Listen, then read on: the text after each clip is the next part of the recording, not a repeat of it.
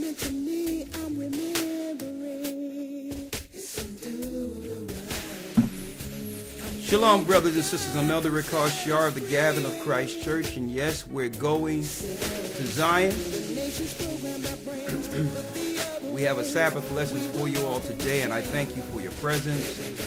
As you come in for this Sabbath, please hit the like button. That way, brothers and sisters throughout the earth will know that we are currently streaming, bringing forth the word of the Most High to encourage God's people throughout the four corners of the earth. Okay, so as you come in, please hit the like button. That way more traffic will be driven here on this Sabbath morning, now noon, it depends on where you are, to receive the word, to edify and to encourage our people in these trying times. Okay, now before I go into the lesson, first of all, we'd like to give all praises to the Most High, Ahaya, Bahashem Yeshaya, Wabirwak. Okay, Elder Lawyer is relaxing this Sabbath, so I have Brother Shapat. You all know him from the Hebrew and Bible Academy, and everywhere we go, Shapat is with us.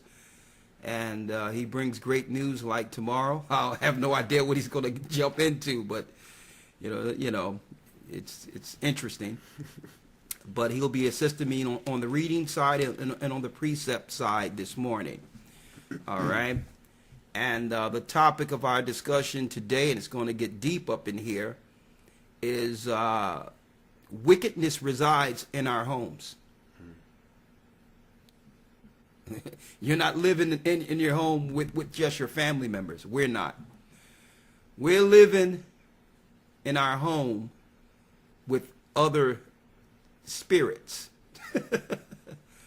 Okay, wickedness resides in our homes, and we have to understand how to overcome the wickedness and the evil through righteous warfare, spiritual warfare.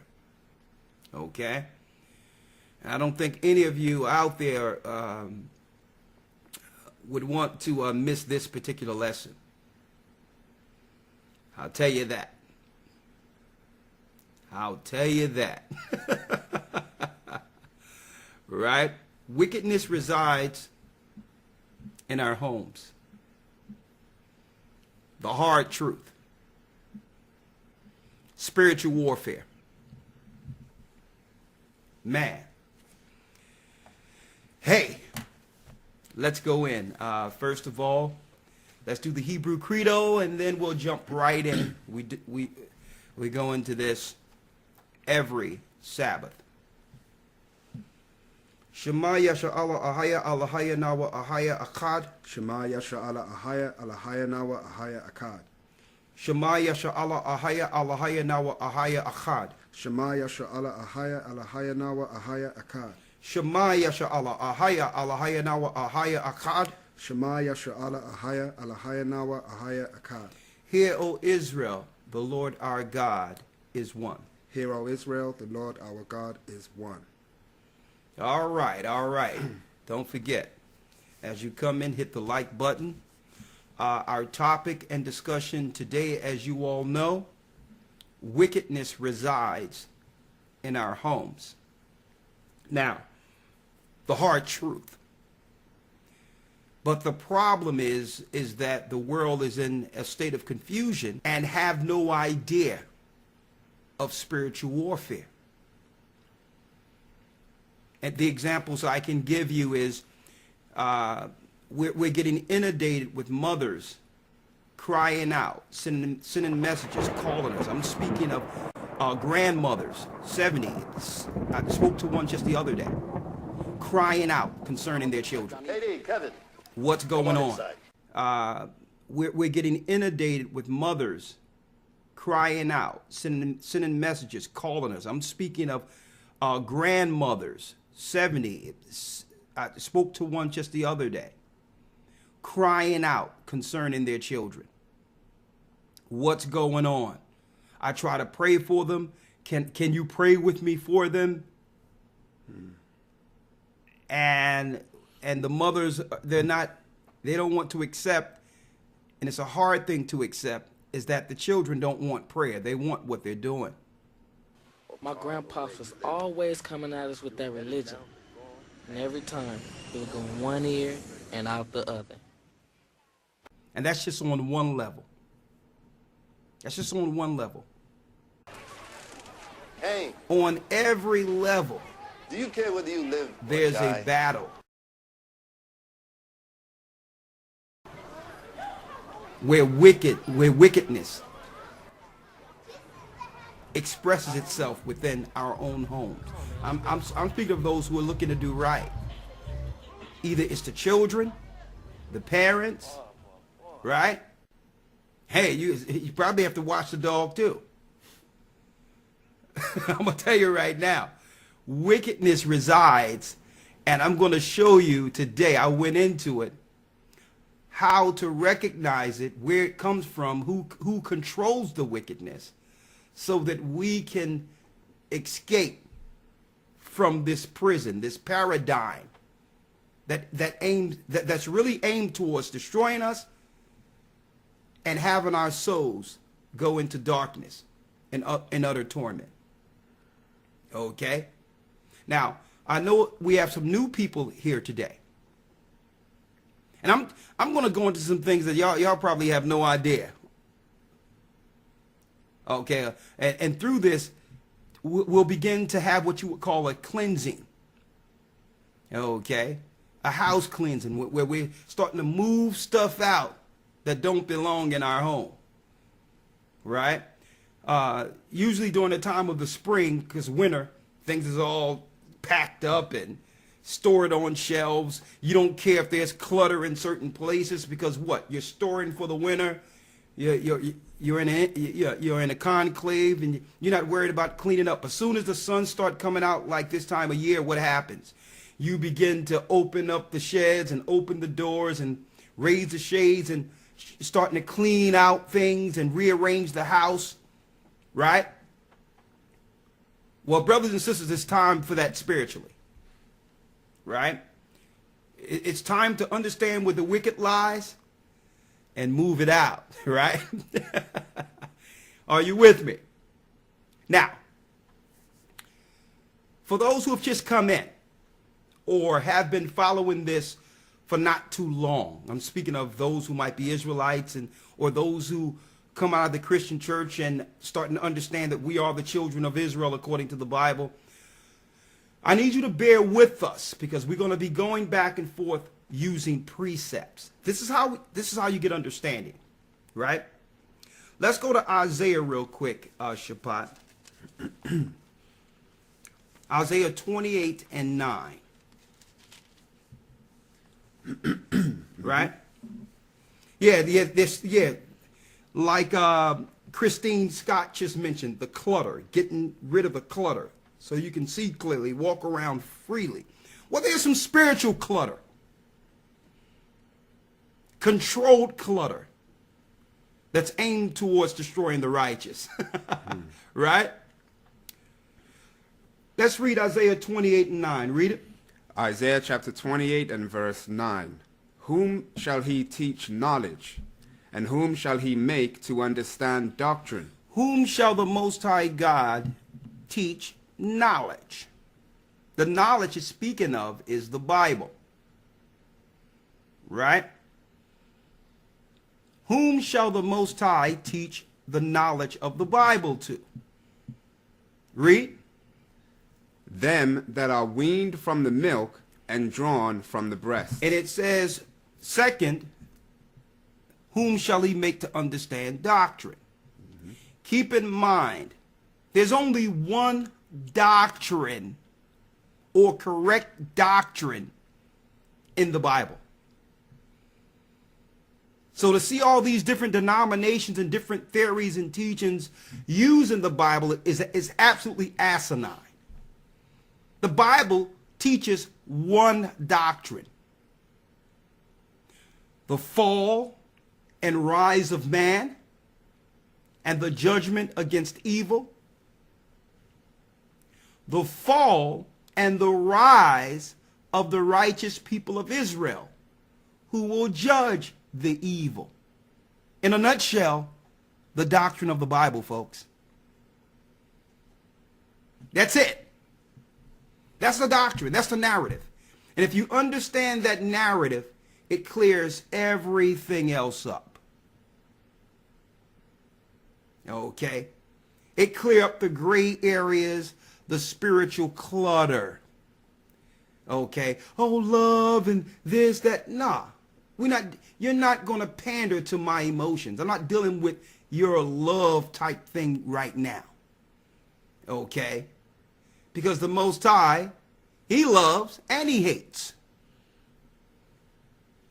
Right?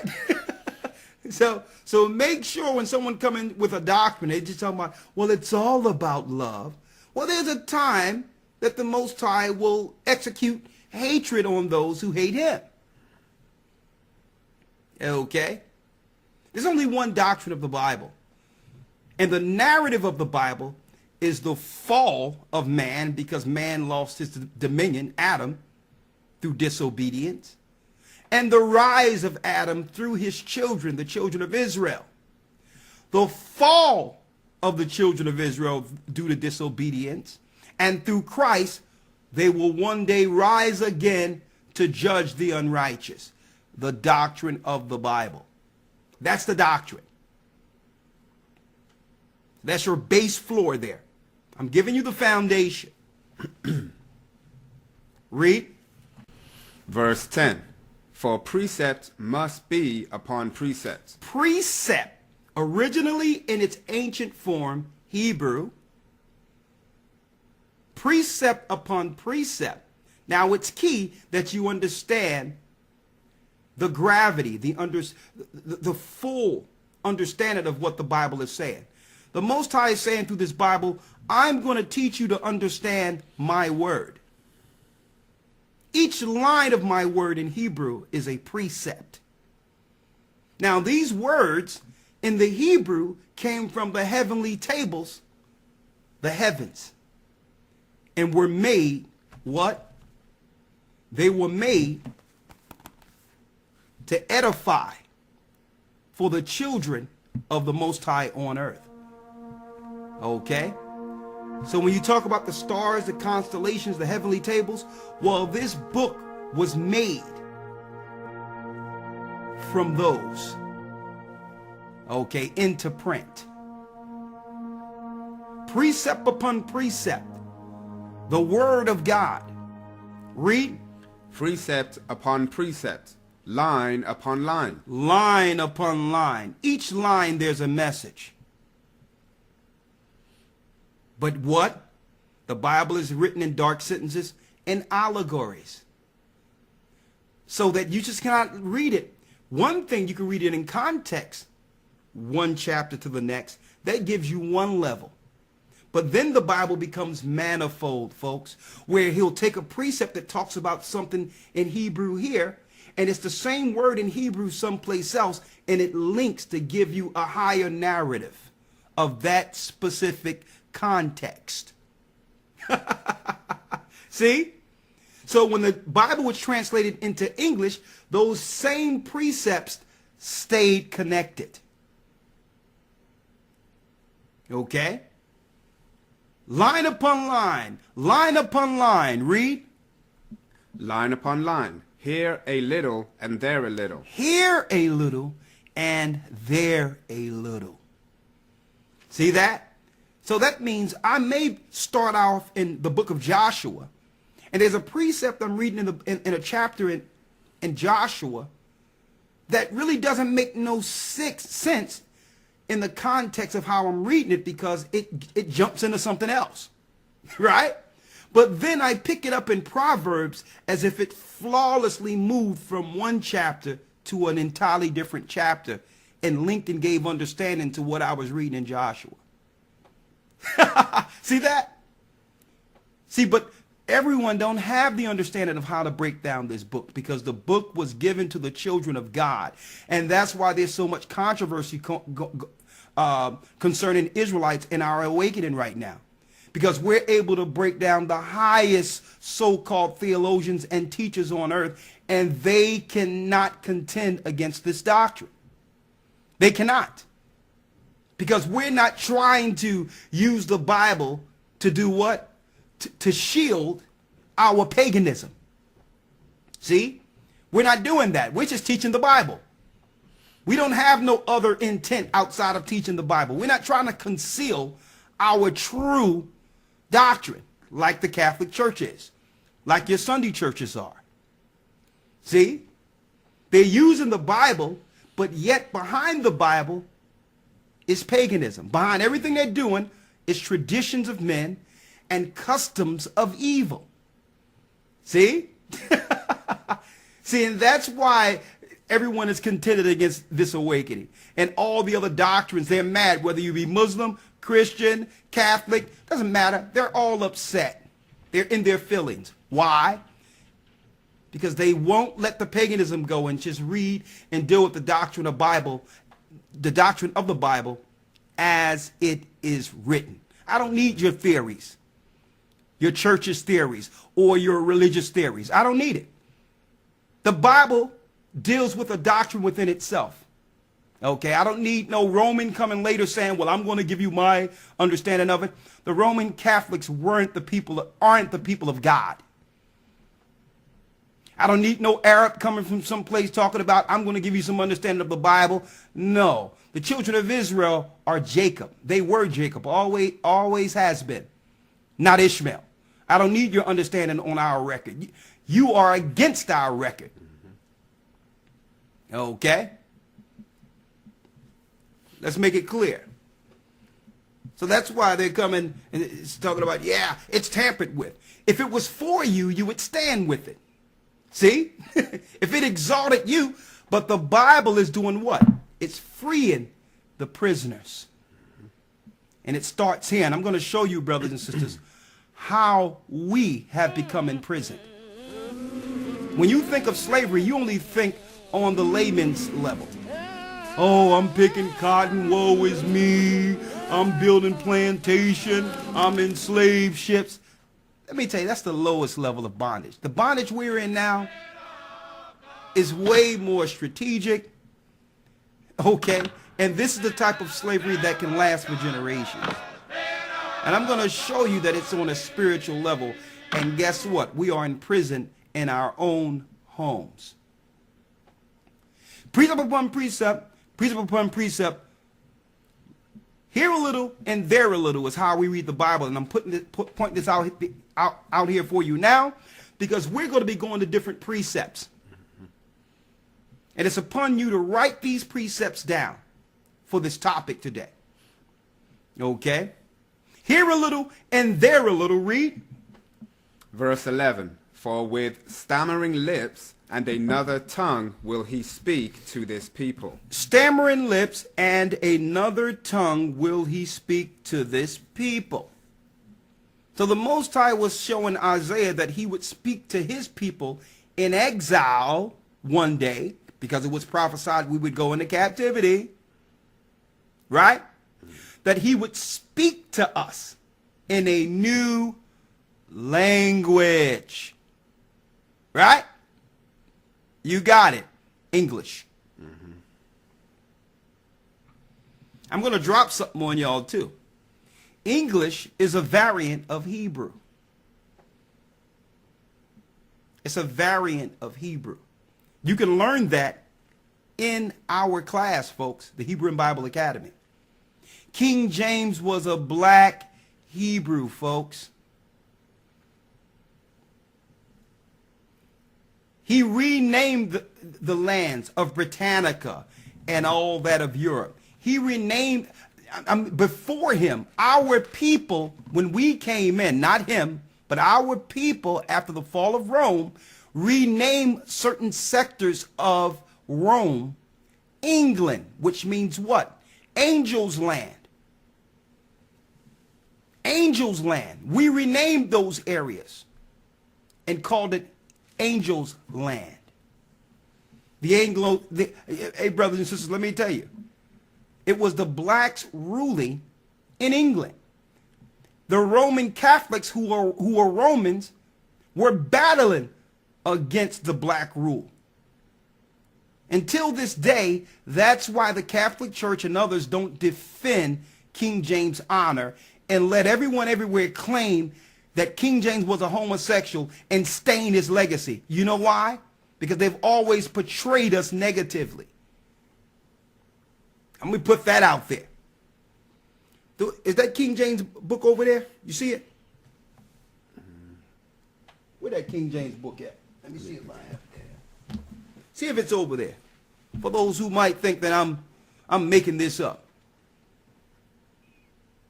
King James the 1st and the 6th. It's over there somewhere. You don't see it? Okay, don't worry about it. I'll show it later. I'll show it later, but I have it here somewhere. Where is it? I'll show it before this class is over. Look down there on the shelf there. Yes, an orange book. Well, don't worry about it. I'll show it later. I have it here somewhere. It's okay. I can prove what I'm saying here. And before this class is over, during questions and answers, I'll find the book and I'll show you.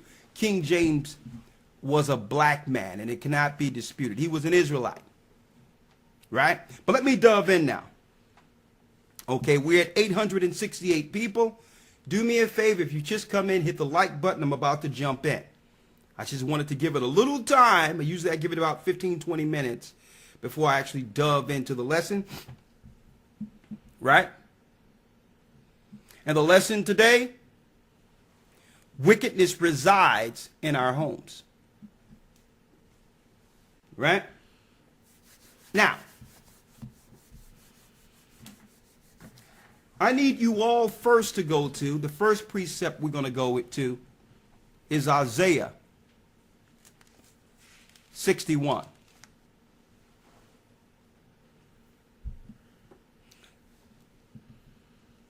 (61 and 1). Yep. The book of Isaiah, chapter 61 and verse 1. The Spirit of the Most High power is upon me, because the Most High have anointed me to preach good tidings unto the meek. And yeah, English means angel's tongue.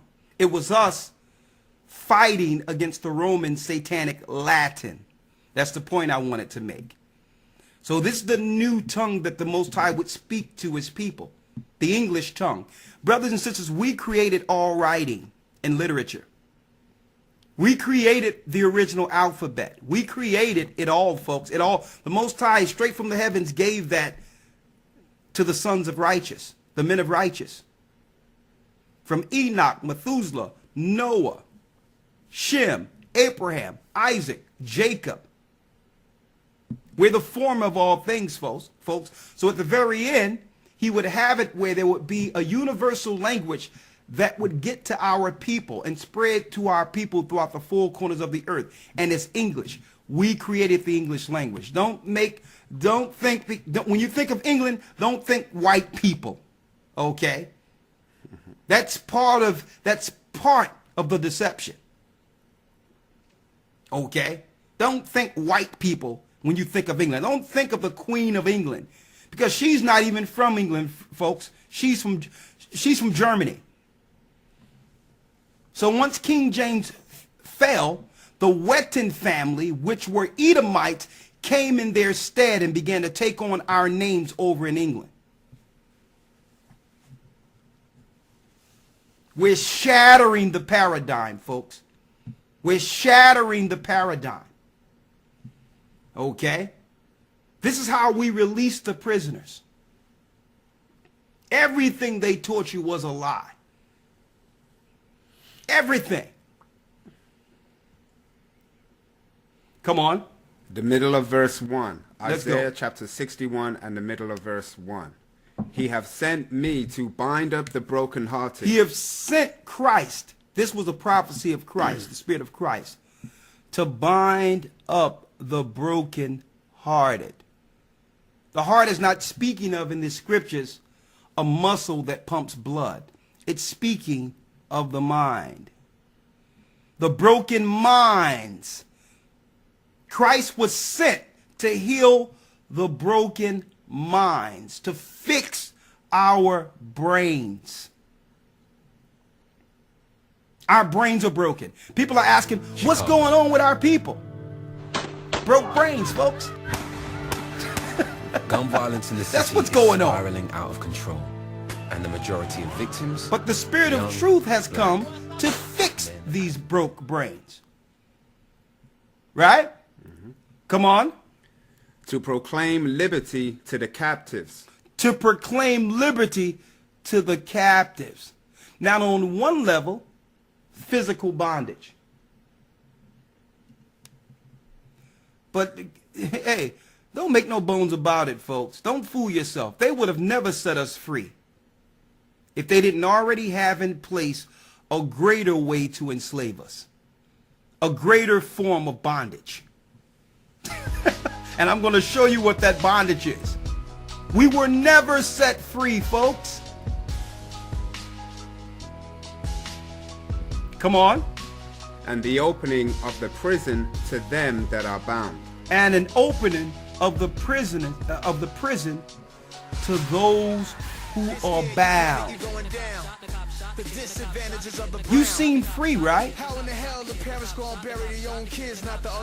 look at all the pressure you're under. The fear you're under.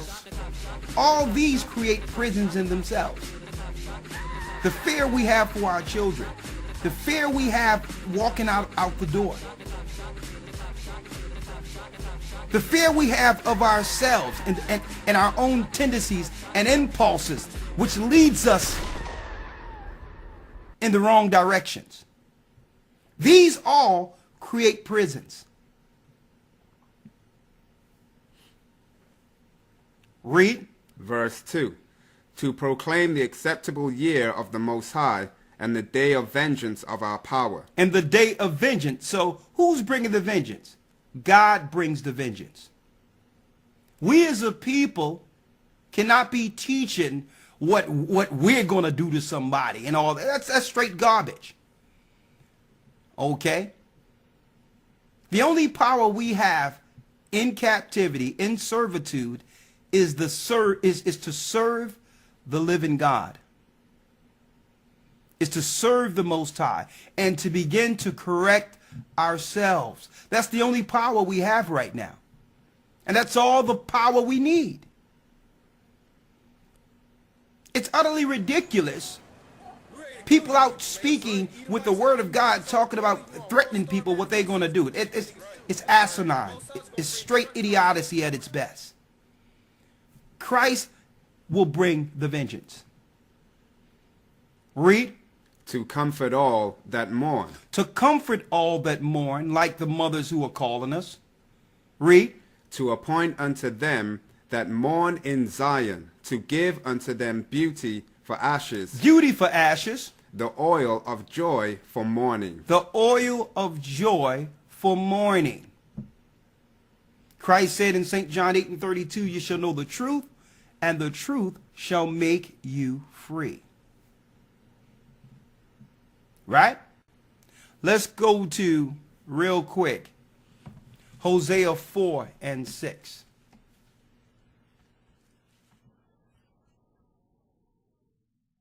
Hosea chapter 4 and verse 6. Come on. My people are destroyed for lack of knowledge. My people, God's people, the people of the Bible, are destroyed for a lack of knowledge. What knowledge you lack? The knowledge of yourselves, the knowledge of your God, the knowledge of this Bible, and the knowledge of your enemies. And I'm not just speaking of the enemies we can see. See? But you'll see them in this lesson today. My people are destroyed for a lack of knowledge. Read.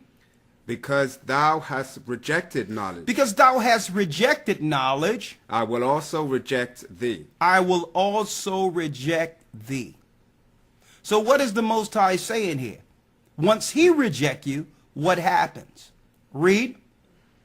That thou shalt that thou shalt be no priest to me. I'm going to take away your priesthood.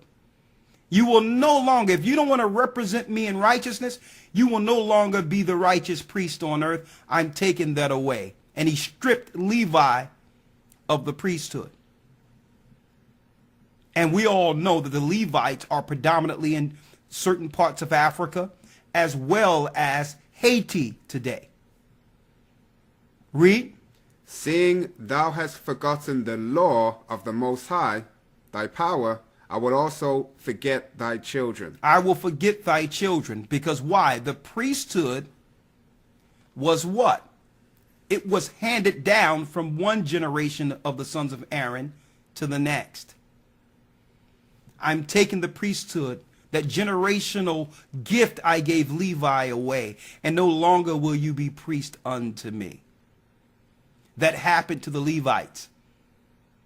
And they took all that spiritual power the Most High gave them over the children of Israel, being God's priests. And now they've turned to witchcraft and voodoo. I'm going to go into that soon. Go to Isaiah 5 and 13 now.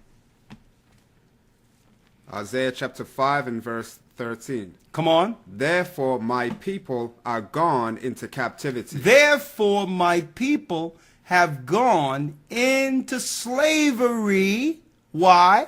Because they have no knowledge. Because they have no knowledge of who? Themselves or their God. Read. And their honorable men are famished. And thine honorable men are famished. And I'm going to tell you this. I see a lot of sisters. We have those phone calls where sisters are calling and saying, well, what's going on with our men? What's happening here? And saying the men are wrong and all that. And there is no good men. Right? And you know what? Your observations are correct. But you don't have the knowledge of how they got that way and how to repair your man. It's not just upon you to point out the faults of the man. It's upon you to figure this out according to the Most High and help restore him. And that's vice versa. Because Satan wants us pointing the fingers and going at each other. That's part of a divisive tool which keeps us imprisoned. The blame game. And I'm going to talk about that today. Yeah, there's good men. But there's a lot of famished men also, according to the Bible. There's a lot of famished men. And I'm not speaking of malnourished. We're talking about those that are famished from hearing and understanding the word of God. That's what makes a man. Okay? The Most High made man in his image. That's what a man is. Okay? Not boys. A man in God's image is what the Most High seen from the beginning as a man. Not boys. And see, a lot of these sisters grow up and they see this and say, well, these boys are still playing video games. These boys are still playing around. Let me see that.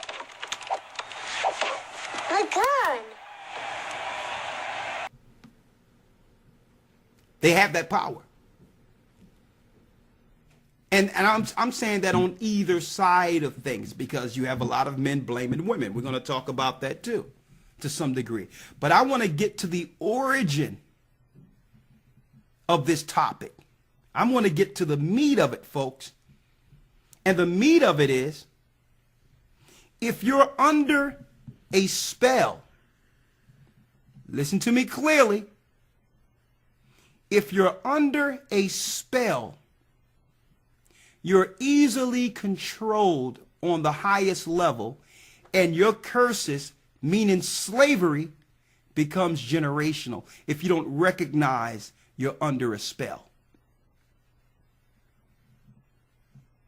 Okay? And I'm going to go there in a moment. What's wrong with the whole earth? The majority of people on earth are under spells. They're being controlled from the outside of them. I'm going to drop this, folks, today. So you'll know the enemies are in our homes. You want to know what's going on? The whole earth, including our people, are under spells. Finish reading. And their multitude dried up. And our multitude is dried up with thirst. What thirst? What famine? Let's get it real quick. Let's go to Amos real quick. What type of famine? What's going on? How are we famished? You see what's going on? I see everyone out there talking about what happened with Nipsey Hussle and what's going on, and we have to change. Folks, let me tell you, the key ingredient of change isn't being discussed nowhere. Nowhere. Okay. That brother, like others, are under a control mechanism. And the only safe space is outside of those spells. Okay? We're going to go right back to what we were doing. We're going to go back to selling drugs. We're going to go back to doing all the evil we always do under this spell. We're going to continue to pop pills and kill ourselves and hurt each other under this spell. Okay? What's missing out of all these narratives? God. The Most High. Why did the Most High send forth the spirit of death? See? The famine, Amos 8 and 11, read it. Amos chapter 8. And here's the travesty of all. You have people out there comparing, regardless of what the brother, if his brother was doing good, all praises or whatever, but you have him being compared to Christ. Are you kidding me? There's some things that I want to put in the world right now, why I got these type of ideas, right? If y'all want to cry, you could cry, because these are tears that we need, right? We had too many tears of losing people. These is good tears, right? So here's a few things that I want to put in the world. And I'm going to say this loud and clear. Nipsey Hussle was Jesus Christ, and there's nothing other you can do to change my mind. And I'm going to break this down to y'all play by play. And please do not disagree with me. His name means sent from the God. His real name means sent from the God. He died at 33. He walked the streets with all the goons and goblins and prostitutes and everything with all intentions to save him. He got turned on by his close homie, or a homie that was close to him. Easter is right around the corner. It ain't nothing you could do to tell me other.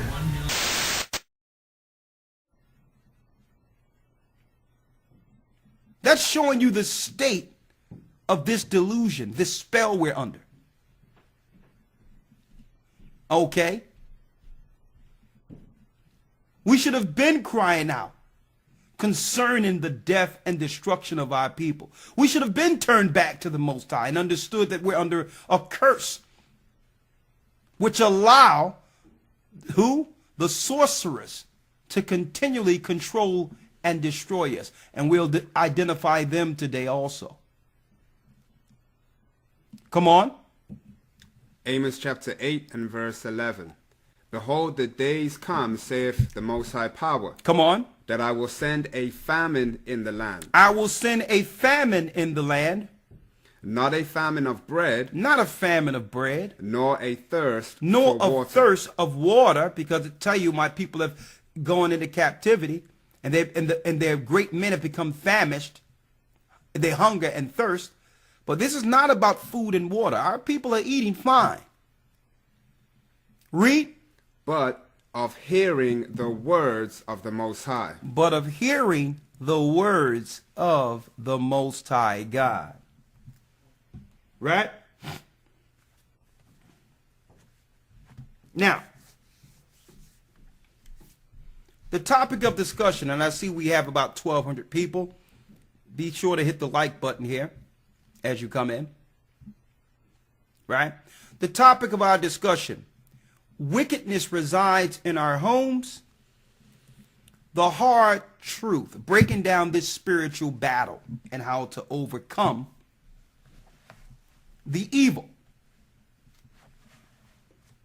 Folks, listen to me clearly, and I need y'all to understand this. We're going to break this thing down. I have another piece of paper here. One moment. Oh, there it is. There it is. I have everything prepared. Right? Let's go to Psalms. Psalms, the 82nd chapter.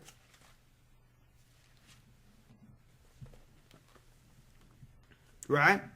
So that we can identify the evil, the controlled evil in our homes. That's going to be the basis of this particular lesson. For those who've come in late, keep in mind when we began to preference this particular Sabbath lesson, we talked about the clutter, which someone poignantly emphasized in our chat, that's usually cleaned out in our homes during springtime. Okay? But there's controlled clutter within us that resides. That's within our children. Things that are evil we make excuses for. Okay? And if you keep the evil in you, it's controlled by a higher power that keeps our people in prison, spiritually and otherwise. Read Psalms 82, and let's start at the first verse. Psalms chapter 82 and verse 1. Come on. The Most High standeth in the congregation of the mighty. The Most High stands in the congregation of the mighty. Speaking of a higher. Read. He judgeth among the gods. He judgeth among the gods, who are the angels. Read. Verse 2. How long will ye judge unjustly? How long will ye judge unjustly? Speaking of this world. Read. And accept the persons of the wicked. How long will we judge unjustly? And this is what God is asking us. And accept the persons of what? Of the wicked. Of the wicked. Right? How long will we accept the persons of the wicked? Now here's a question for you mothers and you fathers. Are you accepting wicked in your home because it's your child? Because it's your blood? When do we begin to cut off God's presence and our agreement with him to side with blood?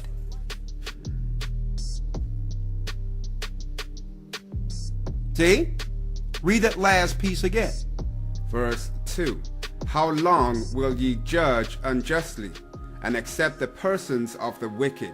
How long will you accept the persons of the wicked? Speaking of parents, you know why we're crying over our children being killed and destroyed? And crying about them and saying, well, Lord, please help us with them? Why? I'm very proud of my son. Because we made them, literally.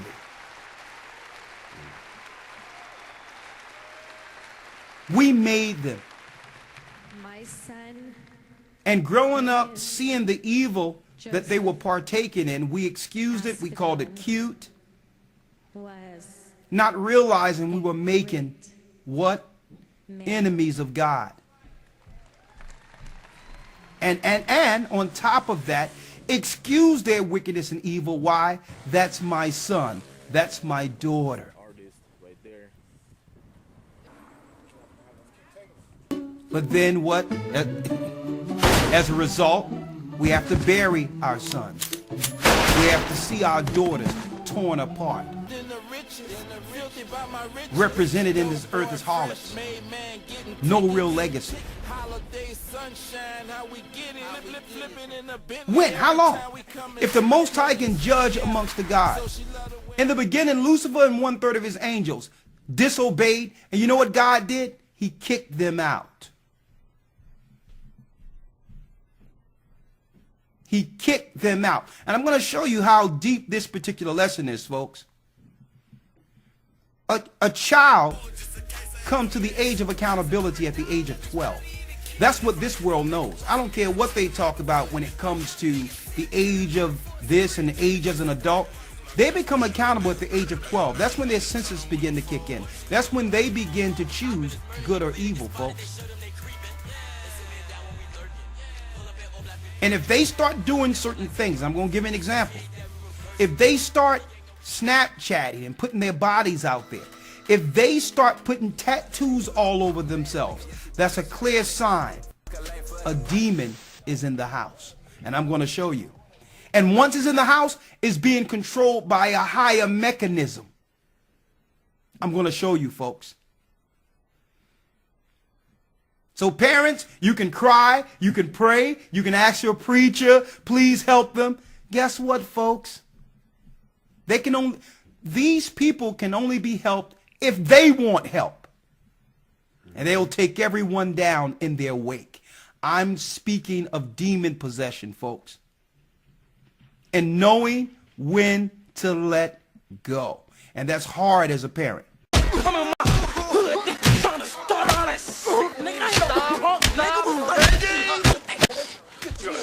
In the house. We're going to talk about it today. Proverbs 22:10. Cast out the scorner, and the contention shall go out. Yea, strife and reproach shall cease. So what you trying to say, Grandpa? Son, you got to go. Read it again, Elder Lawyer. Elder Shapat. Psalms 82 and verse 2. Come on. How long will ye judge unjustly? How long will you judge unjustly? Speaking of us. Read. And accept the persons of the wicked. Now, check this out, folks. And this is just one level I'm breaking down right now. And I'm going to deal with it on every level. That's the children. But brothers and sisters, how many times we see in the neighborhoods where we've grown up, women, grown women getting high with their own children? How many times? How many times you see a sister up the street with a daughter, and there's a young man in the house with the daughter, and the mother feels it's okay, or vice versa? This is my life. Something as small as this. Right? This is the most And that's just on the lower level. thing in my life right now. One without the other, no good. These are Okay? We're going to talk about the fathers too, but I'm dropping this right now. Because right now, the women, unfortunately, by default, are leading the majority of homes in this earth today, especially in our community.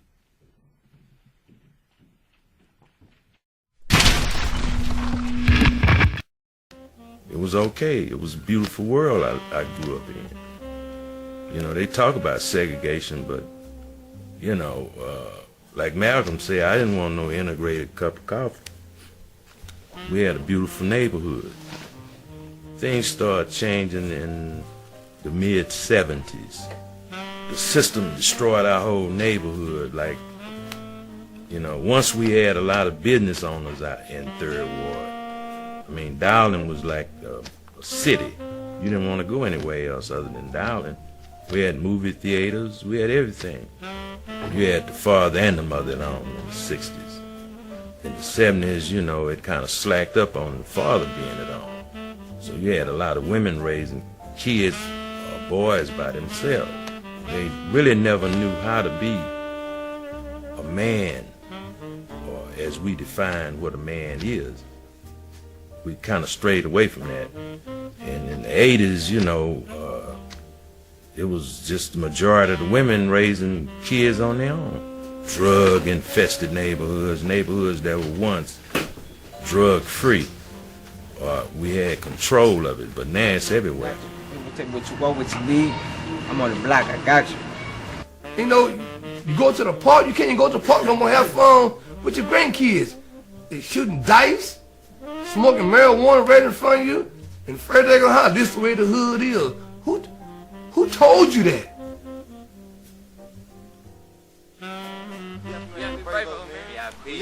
Well, not only drugs, but just the lack of jobs, you know, stress. You can't get no work, you know, you're gonna result, you gotta feed your family. So that's when the drugs come in. You know, everybody wanna make some money. And the easiest way is to exploit your own people by selling drugs or whatever. You know what I'm saying? I grew up in poverty, you know what I'm saying? We were broke. Man. See, growing up, we grew up rough, you know what I'm saying? Watching mama struggle, trying to make it, put food on the table. Society we living in, these parents these days trying to work so hard to make a living to provide for their family. My mother worked all night, she worked all day, she had different jobs. These are a lot of grandmas and shit like that, you know what I'm saying? We seen them bust their ass, go to work all day, every day, you know what I'm saying? And they came home with nothing. Generation after generation, you know what I mean? Your grandmother was there, her grandmother was there. People done had enough, man. Like people done grew up struggling for so long. Felt kind of distant from my family. You know, I met some blood dudes and whatever, you know, they kind of treated me like family, you know, I used to have fun with them. So, and then, you know, when I was coming up, everybody was getting down with something. They not there with their children and their children turning to the streets. As time went by, I wouldn't even come home. I ended up leaving the house and moving in with these older kids that had an apartment that they were living in. Everybody chipped in for the rent from the dope and the drugs and everything that they were selling, and I moved in with them. A lot of us end up out here in the streets because we're young, we ain't got nothing, so we go out jacking, doing stuff, catch felonies as a youngin', you know what I'm saying? And then we can't get no job because they don't want to hire felons. So ain't nothing else to do but get out here, you know what I'm saying? Make money. Then boys start getting jealous to see you having something, so then that's when the guns come out, you know what I'm saying? We still was hungry, you feel me? So we had to find something better to do, you know what I'm saying? You know, I guess that's why I hustle for my money, because I remember all the times when I ain't have it, you know what I mean? Everything I ever wanted, my kids ever want, I'm gonna give it to them before I get out this world, man. That's how it is. See, so you know what I'm saying? We had to do, get it how we live, get out in the streets, hustle, rob, steal, do whatever we got to do to survive. Because guess what? One thing I know, two things for sure. If my family's starving, if I can't feed my family, but he over here feeding his, one of us got to go. The crime started getting more serious. And we started doing armed robberies. We started doing jacking dope houses.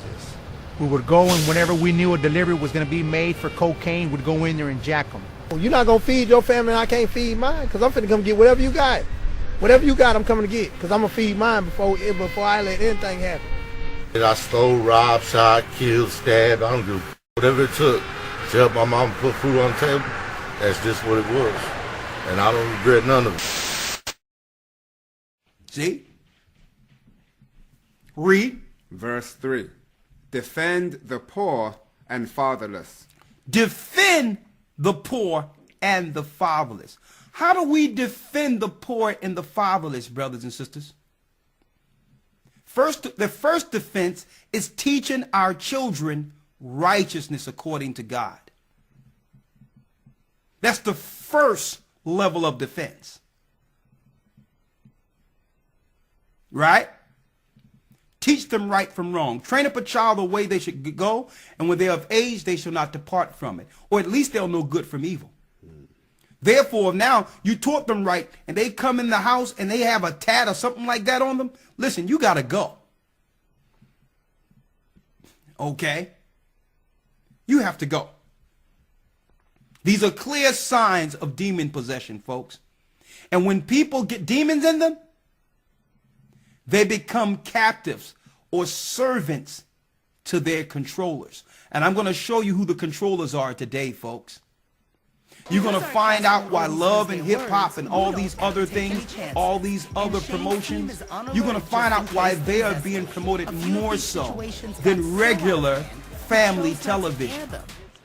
Because those who walk in the spirit of these deviants on the screens are now under the control mechanism of the controllers.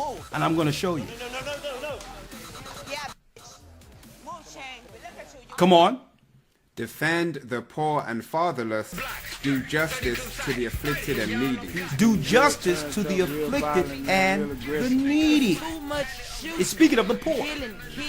So Christ says he come to release the poor from their prison. You need to get down with something you didn't got. Right? Come on. Verse 4. Deliver the poor and needy. Rid them out of the hand of the wicked. Rid them out of the hand of the wicked. They're being controlled. Every time you turn See? on the news, you see So we as parents must have the knowledge of this.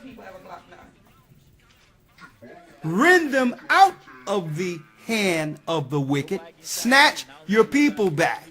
Take them back. They're being controlled.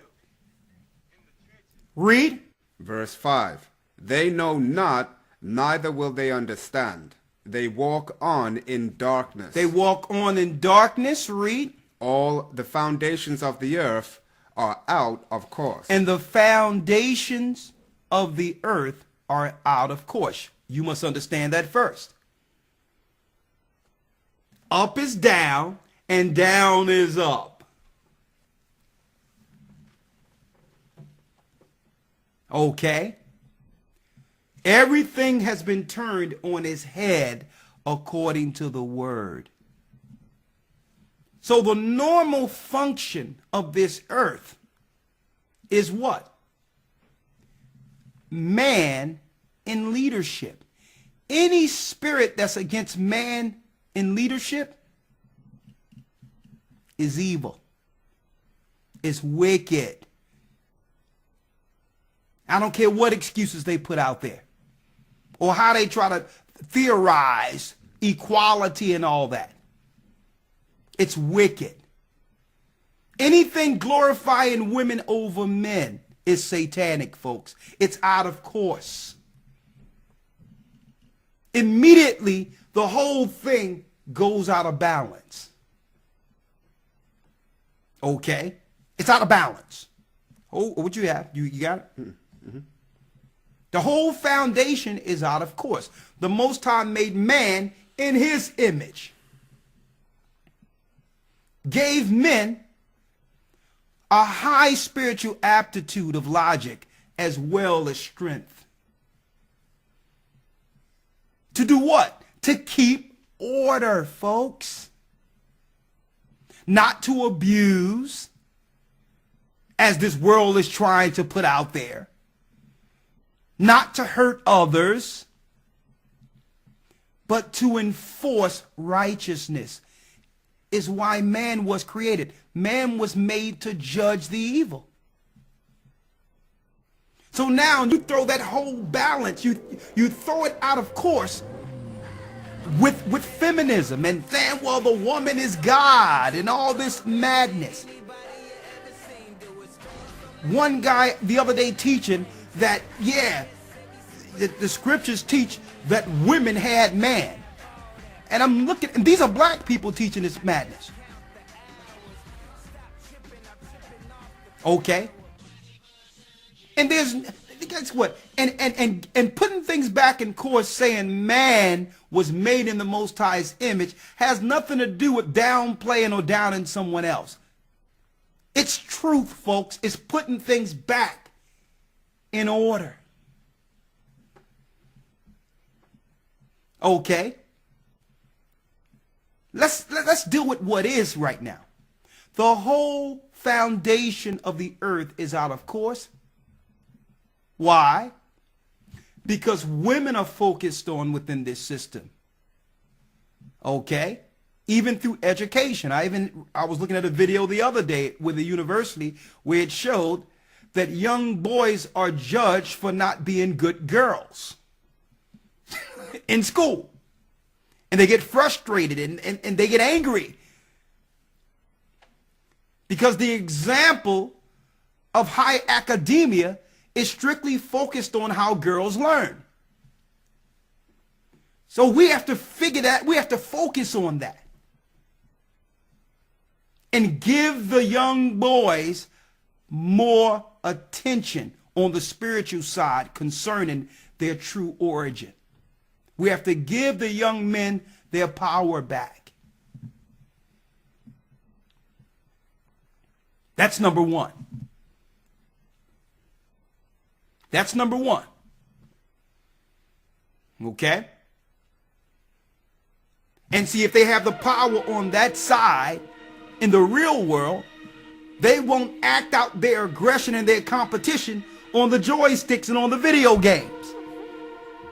Now they're doing it in real life according to their true origin and position given to them by God. That competitive edge will be used to take things down on earth, opposed to in a video game. Are you following me here? So they created the video game so that boys can inherently get out some of that aggression and competition, but in make-believe world. Are you following me?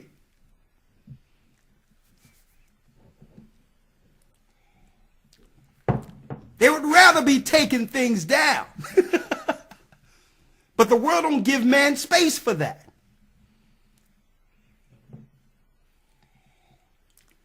So they stay boys. Paul said, when I was a child, I thought as a child and put away childish things. But when I became a man of full age, I put down childish things. I understood, listen, this isn't make-believe anymore. I have a purpose. Right?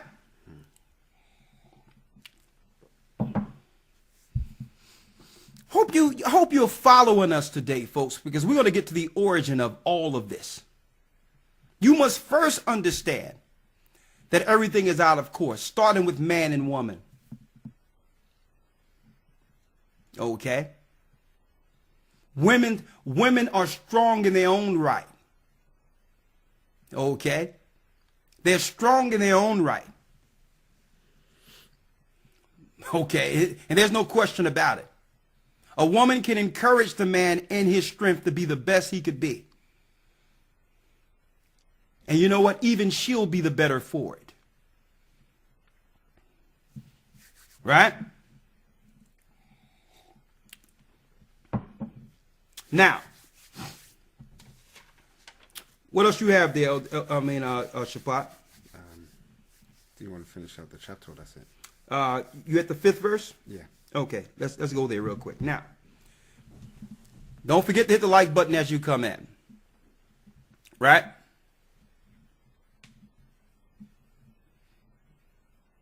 Now, I have to go into now, brothers and sisters, the wickedness that resides in our house and how to identify it. The topic is wickedness resides in our homes, the cold hard truth. Right? Now, usually when the truth is being brought forth, instead of us admitting that something is wrong, and instead of admitting that what we're doing is contributing to the evil, right? We tend to make excuses for it. Now, the first point of ridding ourselves or a home from demons is to admit that a demon exists, which is causing havoc, destruction. You must first admit, when you point out that someone is doing something wrong and they start to give you excuses for it, they're protecting the demon. Either you know you're doing wrong or you don't know you're doing wrong. You can't make no excuses for what you're doing, right? So what I'm dropping, folks, is as we bring these things out, if people want to protect the demon, you have to know when to let go. Pop's tripping, man. You want me to ask for my bike back? Like, hold up, You know I brother. always Hold up. Why What you? bike? Hey, brother, you just stabbed me. Well, I brother, let you you know I know had to stab you. You know, it's about? I had to stab you, brother, because I don't like, I don't like how you you've want been it back, homie? operating around Right me. here. But brother, you can't be stabbing me, right? So you try to It's just correct like a it's brother or Bogart. sister, and they'll give you an Get out of excuse my to house. why Cool. they're doing wrong, or hurting you, or taking things from you, or lying, or whatever the case is, and they'll make an excuse for it. That's my bike. Demon. Right? Let's read this real quick. Let's go to Ecclesiastes 32 in your Apocrypha real quick.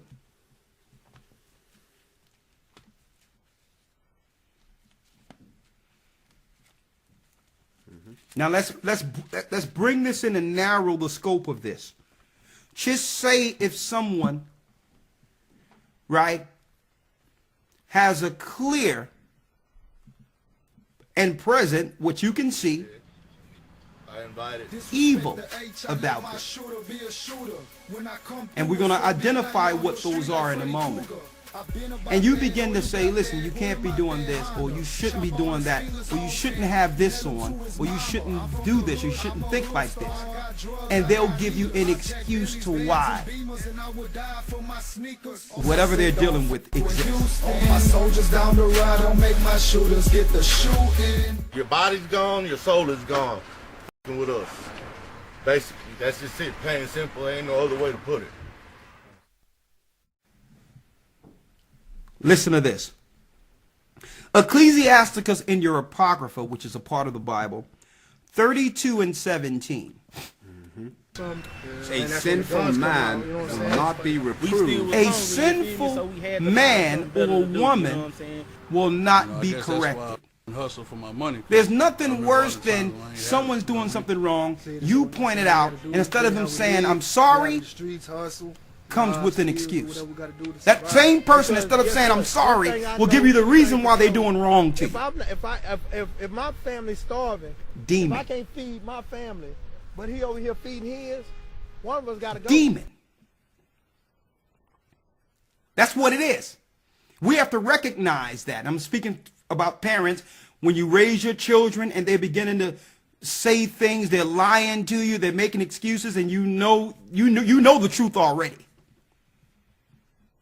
You're not speaking to your baby boy or your baby girl anymore. Demon. See? A lot of us can't accept that. That's not the baby that you nourished and put nice clothes on for the holidays. That's not your baby no more. Demon. Read it. Ecclesiasticus, or the Sirach, chapter 32 and verse 17. Come on. A sinful man will not be reproved. A sinful man will not be reproved, but findeth an excuse according to his will. Find an excuse according to his or her will. Find an excuse to continue to do what they're doing. Demon! There's nothing more frustrating, brothers and sisters, when someone is doing wrong and you're trying to help correct the people or talk with them about it. And immediately they're going to give you an excuse to why they continue to do wrong. What that means? Hey, I'm not going to change. I'm just going to keep doing this because this is what I want to do. Now, if they've come to that reality, what's wrong with us not coming to that reality concerning them? They have come to the reality that there will be no change. So what is it about us who will look at them and say, well, you know what? They're telling us. They're making an excuse for what's evident, the wrong that's evident. But yet it's something about us looking at them thinking that a change is coming.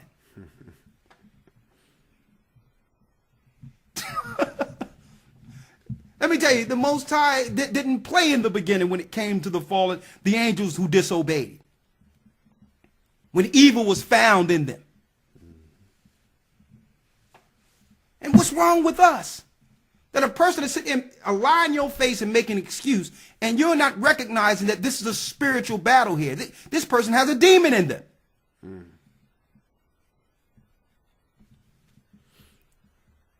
Right? Come on. A few verses up actually speak on that. Come on. About the judgment. Ecclesiastes 32 and verse 15. Yes. He that seeketh the law shall be filled therewith, but the hypocrite will be offended thereat. Read that again. He that seeketh the law shall be filled therewith. So if you seek the law of God, you're filled with the law of God. Read. But the hypocrite will be offended thereat. But a hypocrite will be offended thereat. So that means you have a person who you try to correct or come to and help. And because you're trying to correct them, they become more offended and incinerated. How dare you try to come at me and I seen you do this, that, and the other. Well, hold up. Even if I did this, that, and the other, does that change your evil? See? I'm giving y'all some levels of understanding on how to deal with spiritual warfare, folks. Automatically, they want to start talking about what you're doing and not admit the evil in themselves, the evil that's present. Demon.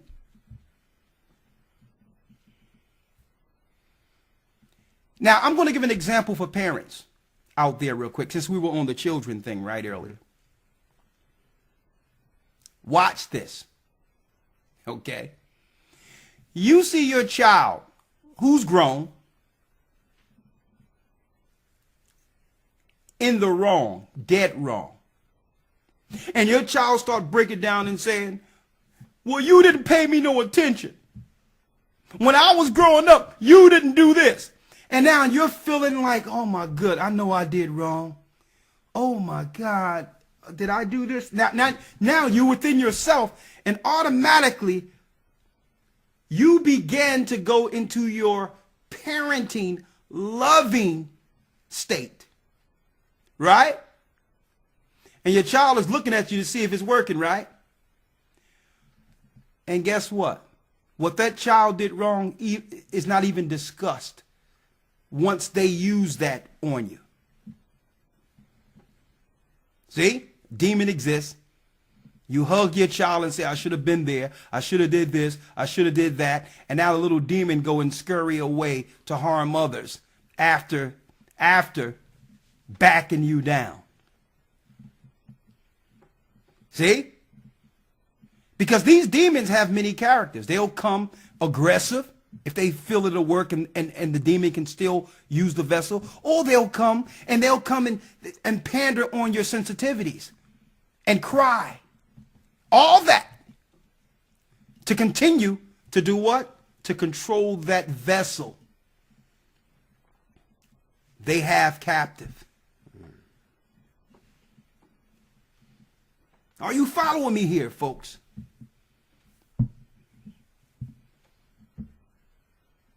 You caught them in a dead wrong right now, and they're going to talk about what happened 7 years ago. Do you know when you're being played with?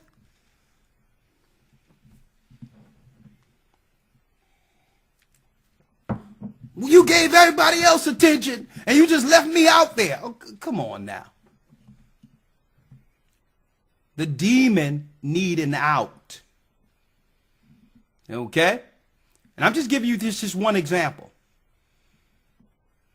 Someone says, I have one of mine who does that. Okay? Now, let's jump right into it, right? Let's go to Matthew 10 and 34 real quick. And then we're going to get real deep after this one, folks. We're going to show you the origin of this spirit, of these spirits that have us in captivity, and how the government gained power on how to control the demons if the people under servitude get subjected to the demons the government controls. This thing is on every level, folks. Right? So how can your government control your children and everybody around without them actually doing anything, you might ask? See? See, I'm going way back. Christ says, as in the days of Noah, then shall the coming of the Son of Man be. You have to go back to the days of Noah to see what really went down, folks. It's like this, in a nutshell. If you, as a child of the Most High, purposely break the law of God, that breaking the law of God opens up a door and a demon comes in. That demon can be controlled by higher powers, unseen. Now, the demon was controlled the whole time by the higher powers, right? But you let it in. So now you're the puppet. See how it works? And it can be in your own home. I'm going to show you this today. And then, guess what? Sometimes you have to come to a conclusion and say, you know what? You're sorry, King. Y'all not too sorry. I mean, y'all kicking me out. I've done all I can do for you. We tried our best to raise you, but you're bad. The best thing that can happen in this house, if you don't want to rid the demon, you and the demon must go. There will be peace in my home. Hey! Now, I sincerely hope you get your life together. Lord knows I do. But I cannot have you in my home one more night. You're not going to coddle no old demon from before the flood in my house. Okay, now if you want to be, I'm down. And guess what? This don't just apply with children. This apply with everyone, folks. Okay? Either you make a choice to tap that demon, be on the outside of you, which it was before, or that thing was going to cause all types of chaos up in here, or you and your buddy must get up out of here.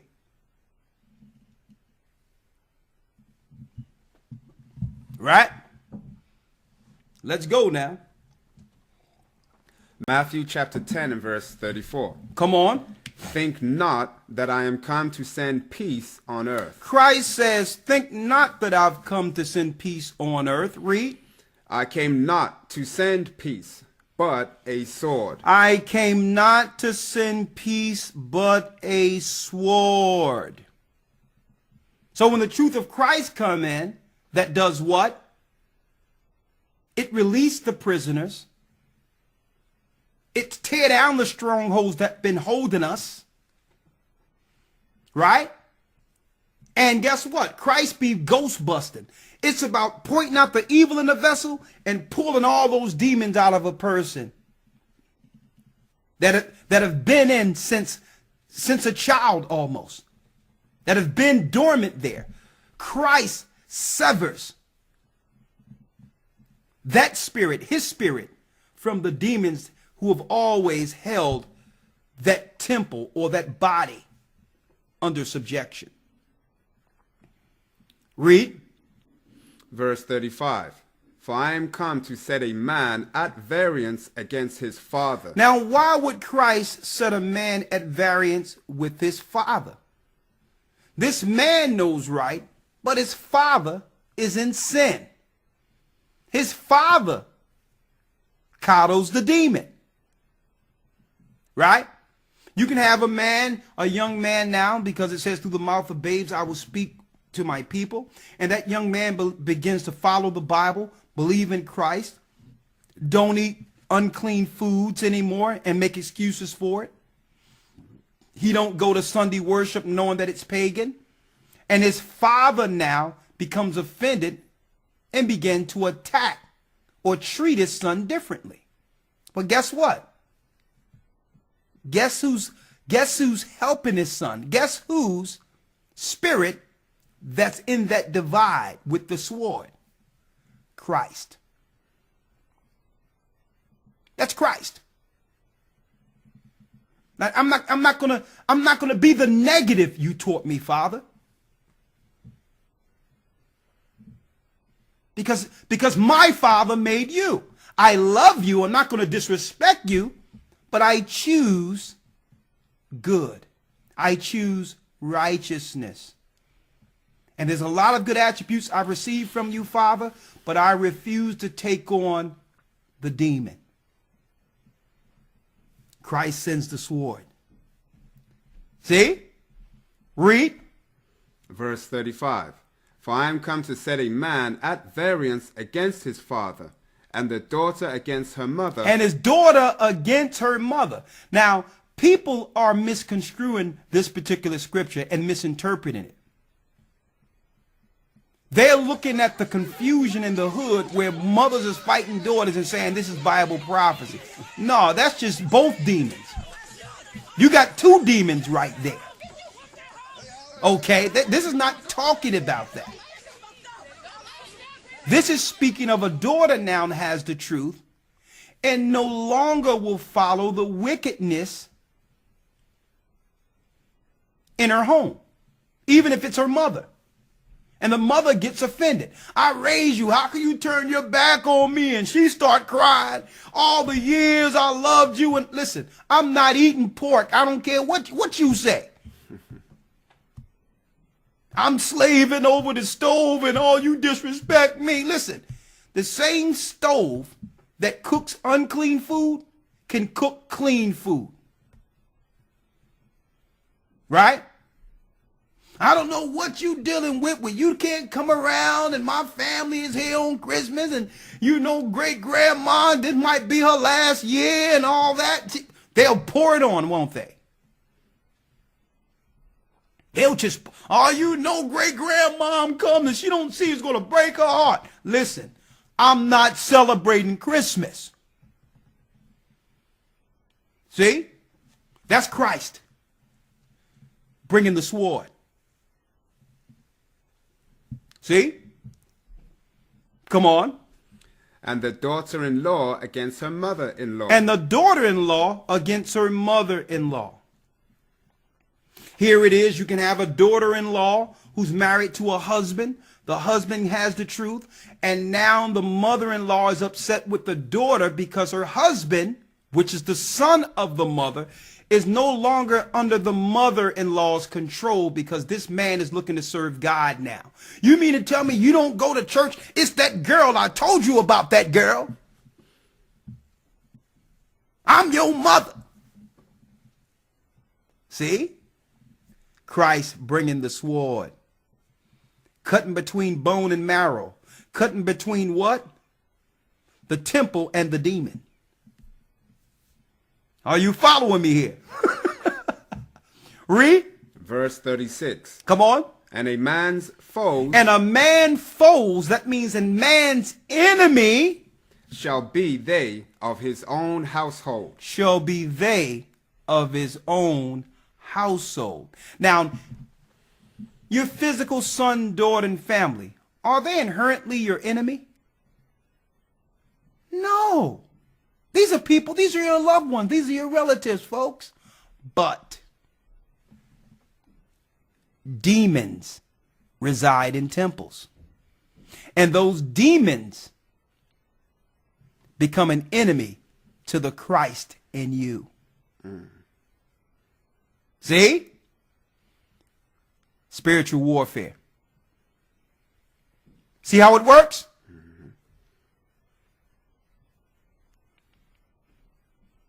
Now, make sure y'all hit that like button because we're about to dive in. It's not going to be too long. Oh, you have something else? The next verse, there's more. Now I have more understanding on the next verse. Come on. It's not that you can't love your family members, but it's when that love, makes you now be a hypocrite to the truth in the Bible. Exactly. Because it's not as if these people who are against what you're learning can dispute or prove what you're learning is incorrect. So it isn't that you're correct, that you're incorrect. You are adverse to the demon within these people. These people are hosts. I'll just read the verse. Come on. Verse 37. He that loveth father or mother more than me. More than me, because I'm bringing a sword, Christ said. Read. Is not worthy of me. You're not worthy of Christ. Read. And he that loveth son or daughter more than me is not worthy of me. That's the true context of this scripture.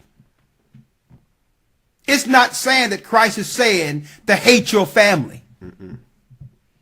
It's saying that if you're willing to put up with the wickedness within your family over me, you're not worthy of the Most High in Christ.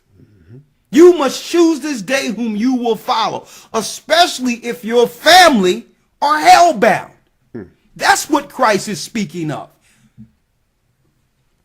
People who don't want change. People who would like to stay captive.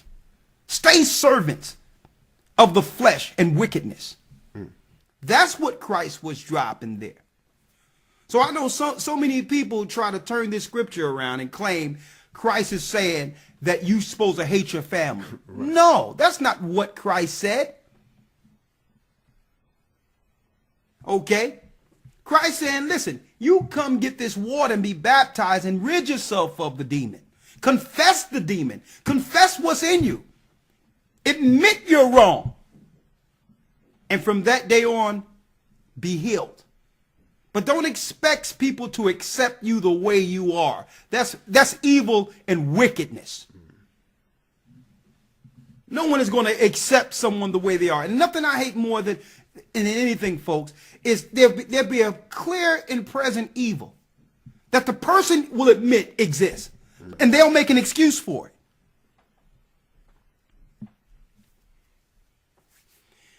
Now we're going to delve in.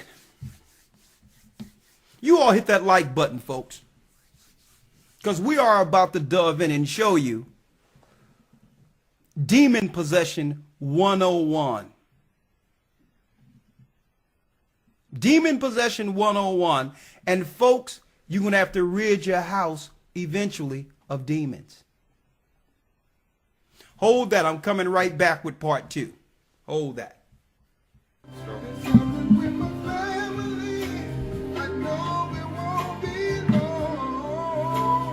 Been struggling with my family, and I know it won't be long, okay? We're about to go into part 2 of our lesson, folks. I'm sorry about that. Okay, make sure you all, again, hit that like button if you just come in. The wickedness resides in our homes, the hard truth. Okay, is our lesson today. Breaking down spiritual warfare on how to recognize wickedness and rid your homes of the demonic clutter. Now, before I go into part 2, because we're going into the origin of this, and also, brothers and sisters, to show how the governments of this world control those who are filled with demons, and how you can identify when the demons exist, is what I'm going to go into part 2 with, right?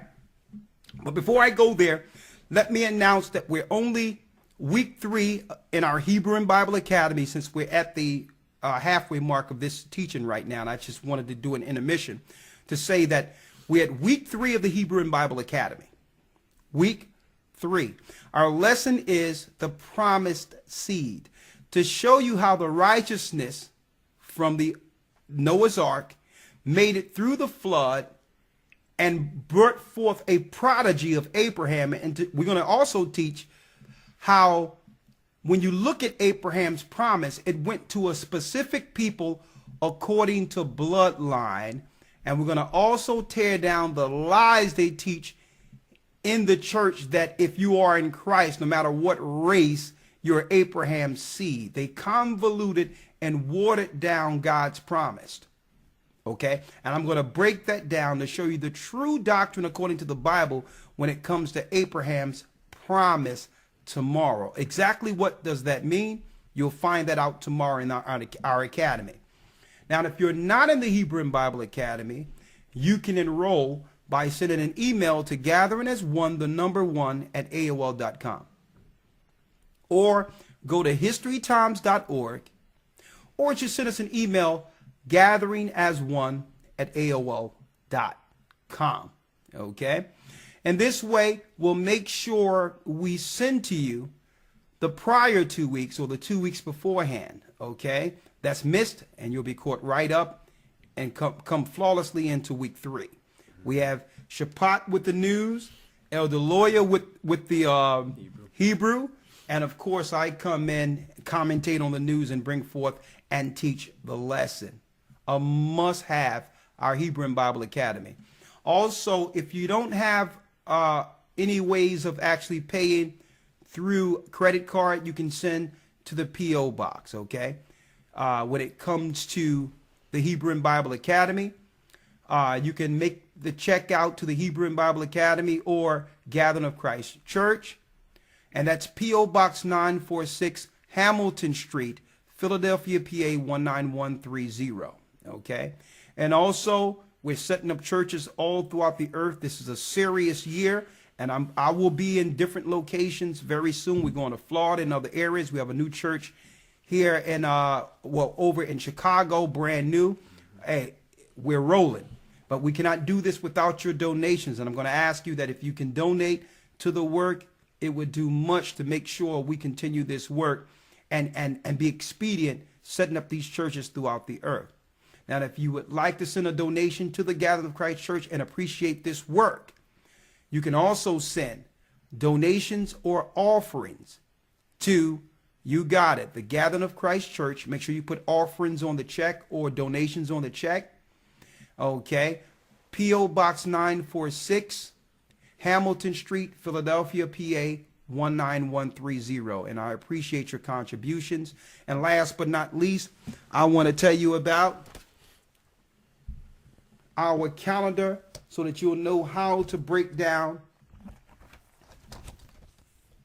the holy days according to the Most High in each month. There's a lot of holy days coming up, and this will allow you to know and understand the schedules, okay, of our holy days.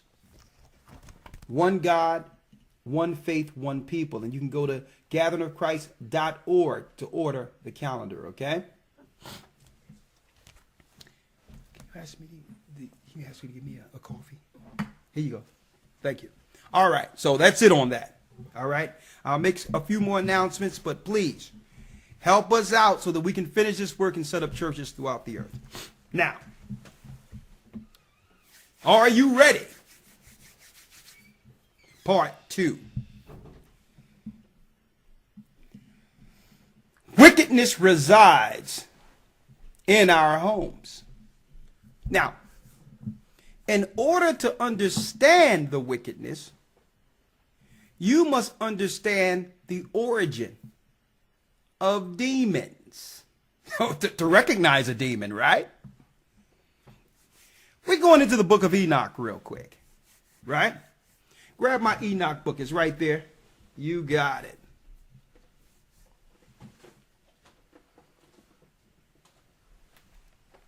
No, it's the paperback right there. Yep. You can put the other one on the floor. Right there. There you go. Thank you. Now, in order to recognize a demon that's in your home, because eventually they're going to begin to show themselves. When I say show themselves, you will see a person and you'll begin to not recognize them. right? And parents deal with this all the time, right? You can tell that there's a change in your baby. Okay? They're saying things abnormal. They're acting abnormal. And even looking abnormal. Okay? That's not your baby anymore. So the demons, once they take hold and begin to control a vessel fully, they overtake the person, and the person no longer exists. They become an entirely different person. Right? So, first and foremost, let's give you the origin of these spirits. 15 and 11. Yeah, we're getting straight to it out of the book of Enoch. Just get the chapter and verse. And reason why we're going to the book of Enoch is because when you go into Genesis concerning the flood, Genesis is really an overview, but it doesn't go into detail why the Most High had to flood the earth. Okay? A destruction came because why? Homosexuality was at an all-time high and began to bully and threaten the righteous, similar to what we see today. Animals were cross-spliced, giants were in the earth, and eventually the sons of Seth would get destroyed altogether, if not for the Most High warning Noah to build an ark. See? So, eventually the spirits that came from the interaction of the celestial with the terrestrial, eventually because of that disobedience, there were spirits made in the earth out of this, of the Nephilim. Now, because these spirits had no place with God, they would have to roam on earth until judgment. That's why when Christ ran into the man with demons, the demons looked at Christ and says, "Who art thou? We recognize you, Son of God, Yeshua. Have you come to torment us before our time?" They realized there's a day of judgment for them. Right? Well, these demons began at the flood, and when the Nephilims die, there's no place for them. So that they must roam on earth as demons.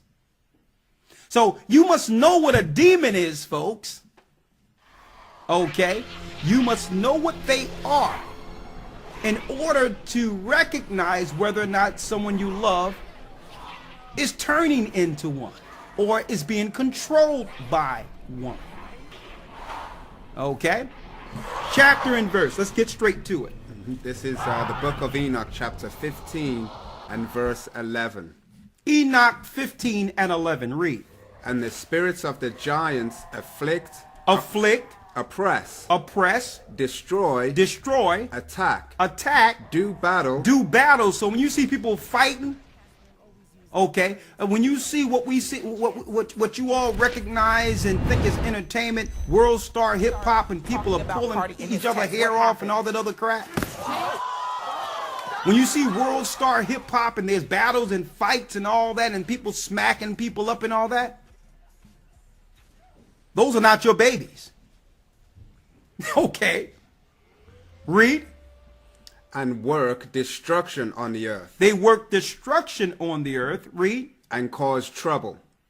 They take no food, but nevertheless hunger. They take no food, but nevertheless hunger.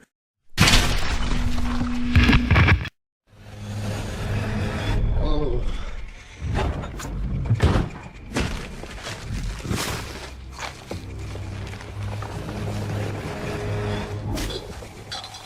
Yeah.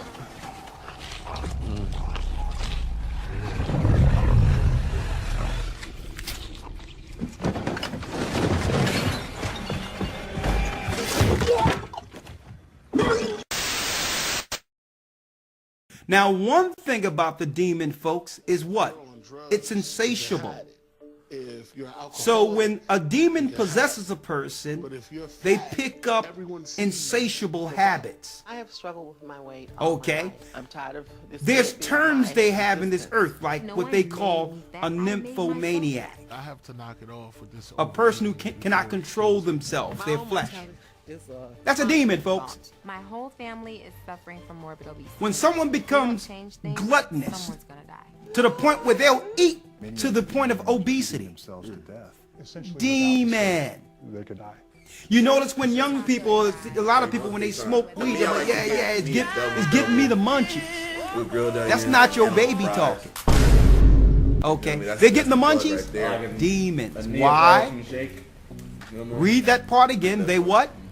They take no food. They take no food. But nevertheless, hunger. They hunger and thirst. The demon hunger and thirst. So if you give them a temple, they'll use your temple in an attempt to do what? Fulfill that insatiable appetite.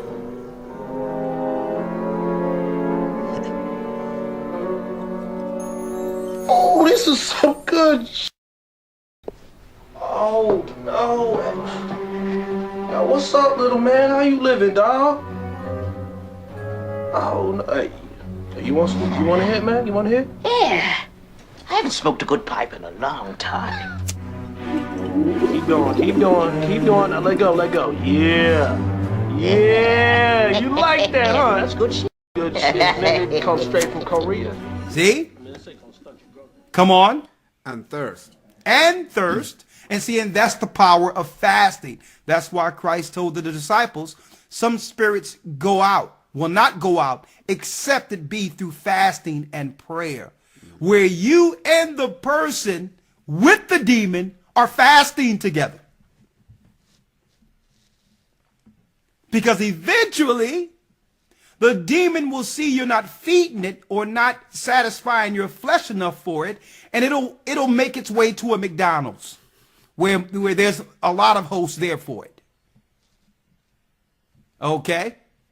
Come on. And cause offenses. And cause offenses. A person who's not satisfied unless there's friction.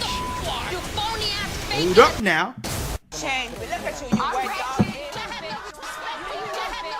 A person who's never satisfied unless there's an argument, folks.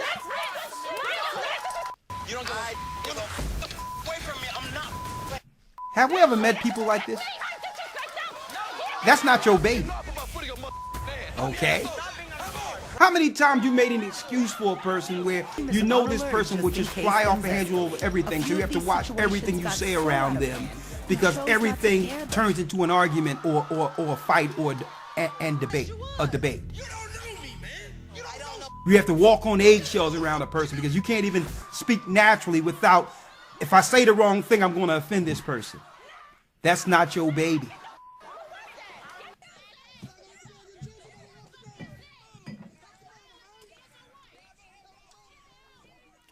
We're dropping it today, folks. Demon possession, folks. Spiritual battle. So, if you find yourself losing yourself, eating all the time, drinking all the time, insatiable, only thinking about the flesh, not connecting with the Most High, don't want to pray, don't want to think on righteous things, 9 times out of 10, a demon resides.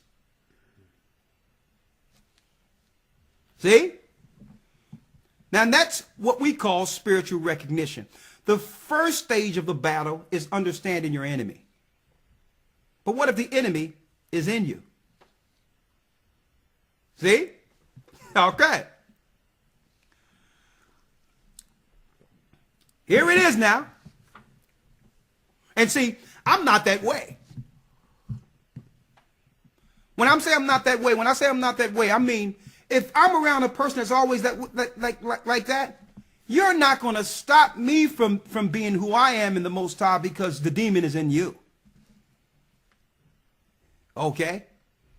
I'm not going to lower my gifts in the Most High and who I am, knowing that I have no ill intention against you or anyone else because you want to coddle a demon. I'm not into that. I will meet you where we need to meet. Okay? But you're not going to bully me into doing what? Holding or sheltering what's in me to give. Okay? And they recognize those they can do that with. And that's the demon in them. Like, okay, I can't play that. I can't be. Yeah. You can laugh and joke. You can be. I'm not the one for that. Yield. I'm not going to succumb to no demon and pander to your attitude. Okay? Okay? Because the demon is looking always to have the higher ground. What's up, Red? And to put everyone under their bully, their spirit of bullying. $200. I do. Okay. But I won't spend Red's money. I'm broke. Give it up, Red.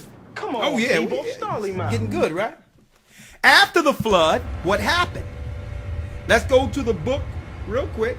We got another book. Let's go to the book of Jubilees, because after the flood, the Most High washed the Nephilim seed away, but the spirits were still on earth. Right? But then in the book of Jubilees, which is also referred to out of Wisdom of Solomon, the 14th chapter, where it tell you the Most High showed Moses the secrets of the times, that's the book of Jubilees. That's the book of Jubilees. So after this, what happens? Well, after this, brothers and sisters, one of Noah's sons, eventually, the children of Noah, found tablets that was written in stone by the Nephilim. So when the storm was coming, Noah got on his ark. The fallen so-called gods or angels or judges over the people before the flood began to chisel in stone their actions before the flood. Also so that they can leave mankind information to resurrect the evil on this side of the flood. Well, one of Noah's sons or children of Noah found the records of the giants or Nephilim, or the fallen ones. Now check out what happened after the flood, folks. Let's get 8 and 1. Let's get and guess what, folks? A lot of what we're teaching right here, a lot of our brothers and sisters knew this years ago if they were in the academy, but I'm going to teach it on a level in which we can apply it to ourselves and rid ourselves of what? The wickedness which resides in our homes.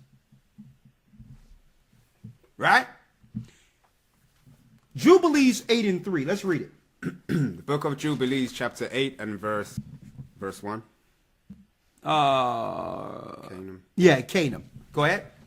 Jubilees, chapter 8 and verse 1. Come on. In the 29th Jubilee. In the 29th Jubilee. In the first week. In the beginning thereof, Arphaxad took to himself a wife, and her name was Rasuajah. Come on. The daughter of Susan, the daughter of Elam, and she bare him a son in the 3rd year in this week, and he called his name Canaan. And he called his name Canaan. Read.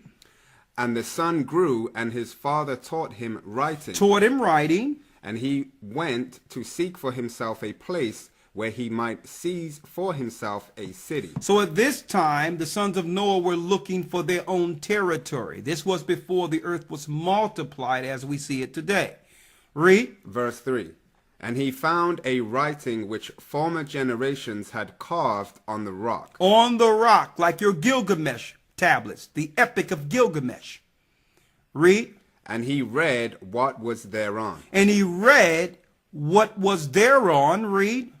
And he transcribed it and sinned owing to it.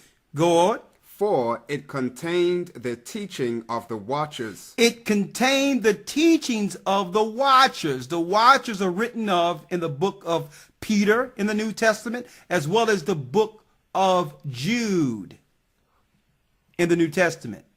2 Peter 2 and 4 tell us that the Most High spared not the angels that sinned. They were watchers. This is why the Most High flooded the earth and damned the watchers' children. Now those children of the watchers are now what? Demons. After the flood, Canaan found the writings that was left inscribed in stone of the watchers. Read. For it contained the teaching of the watchers, in accordance with which they used to observe the omens of the sun. So they used it to observe the omens of the sun, and that's why most religions worship the sun. Read. And moon. Or like in Persian mythology or Islam, they worship the crescent moon.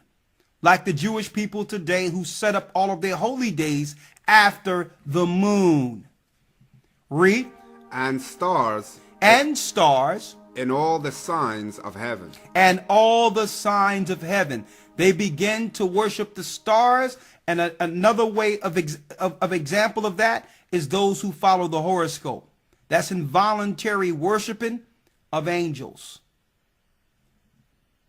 Those that deal with astrology. These were taught by the fallen ones before the flood, which led to the flood. Then it was found by Canaan and began to get taught in secret against Noah and Noah's children. That's number one. Now, eventually, you can, I'm just, we're just giving you a little, what I would call clues to attach. What I like to do is make it easy to be understood. Clear it all up in how it relates to us today. At the Tower of Babel is where this information was being taught. To build a construct back to the heavens where the watchers came from. One of the Bible's most incredible stories. The Babylonians build this massive tower, a temple. It reaches the heavens. It is to be humankind's greatest achievement. We can sort of roughly reconstruct what it looked like. It's something that would have been massive. But God stops Babel's tower being built. God decides he will smite us before we can really get up to what we were going to do. God creates language to disrupt humankind. They would all speak different languages and be unable to comprehend each other.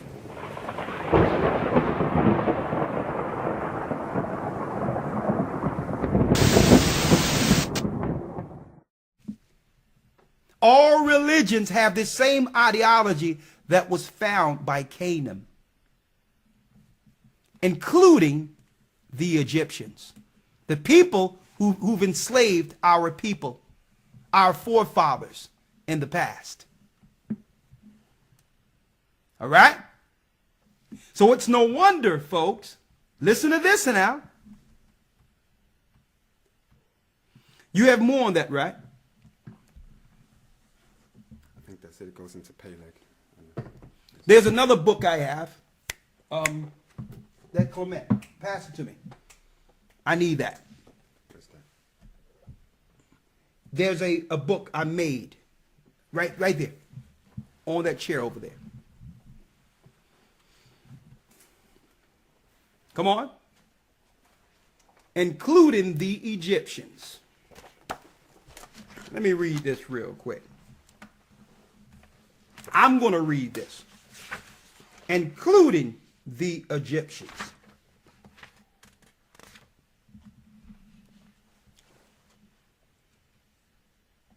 Let's see here. This is page 140, right? Let me read this real quick, because eventually after Canaan got the information, the sons of Ham picked up the information. Listen to this out of the recognitions of Clement. Clement, a direct student under Peter. Listen to this. And I'm at Clement, the 27th chapter. For these are some other causes. A flood was brought upon the world. As we have said already and shall say again, and all who were upon the earth were destroyed, except the family of Noah, like I've mentioned, who survived with his 3 sons and their wives. One of these, by the name of Ham, unhappily discovered the magical act and handed down the instruction of it to one of his sons, who was called Mizraim, the Egyptians. Right?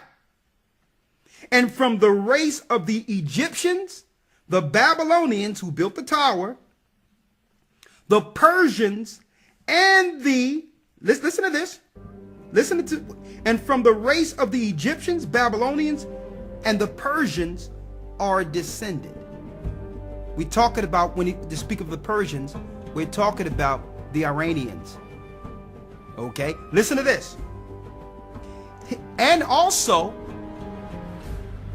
the East Indians, folks. When you see them run around with that dot on their head, they're Hamites. Looking at an Indian woman's forehead, have you ever wondered about that red dot? Is it an inbuilt recorder? Is it a reset button? If I scratch it, will I win a prize? The answer is much deeper than you can imagine. The red dot is called a bindi, derived from the Sanskrit word bindu, which means a point.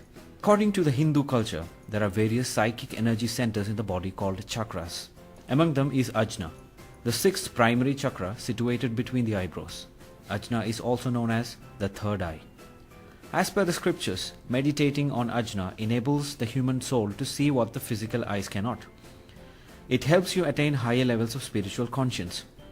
Once you attain wisdom from the third eye, your thoughts and actions gets cleansed. They put the stigma of Hamites on us. They're the Hamites. Listen to this. Him the nations who then existed called Zoroaster, you know, Zoroastrian doctrine from India, admiring him as the first author of the magic art, under whose name also many books on this subject exist. He therefore, being much and frequently intent upon the stars and wishing to be esteemed as a god among them, began to draw forth, as it were, certain sparks from the stars, and to show them to be men, in order that the rude and ignorant might be astonished as with a miracle.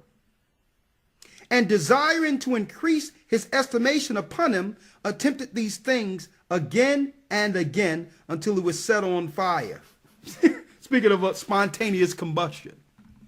Right? He was trying to create sparks. Like exactly. He was using magic to try to create magic and all that, and end up becoming a victim of his own peril. Right? But I need y'all to examine something real quick here, folks. This is the origin of the religions that are controlling us now.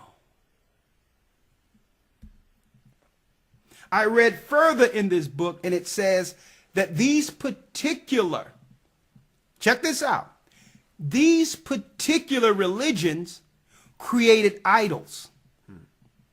And they created idols so that the nations can now take the demon that was prayed into the vessel into their homes to be controlled. Again, the same spirits floating around were prayed into vessels so that the people can be controlled by the vessel in the privacy of their own home. Also was taught, brothers and sisters, on how certain leaders realized that they can control demons through certain magic. Now, suppose the demon go into one of these people. Making this statement, which right? Needs to be now you can control your vessels and have them serve you like regular vessels. But now instead of the vessel being an idol or wood or stone, There are no The vessel becomes people.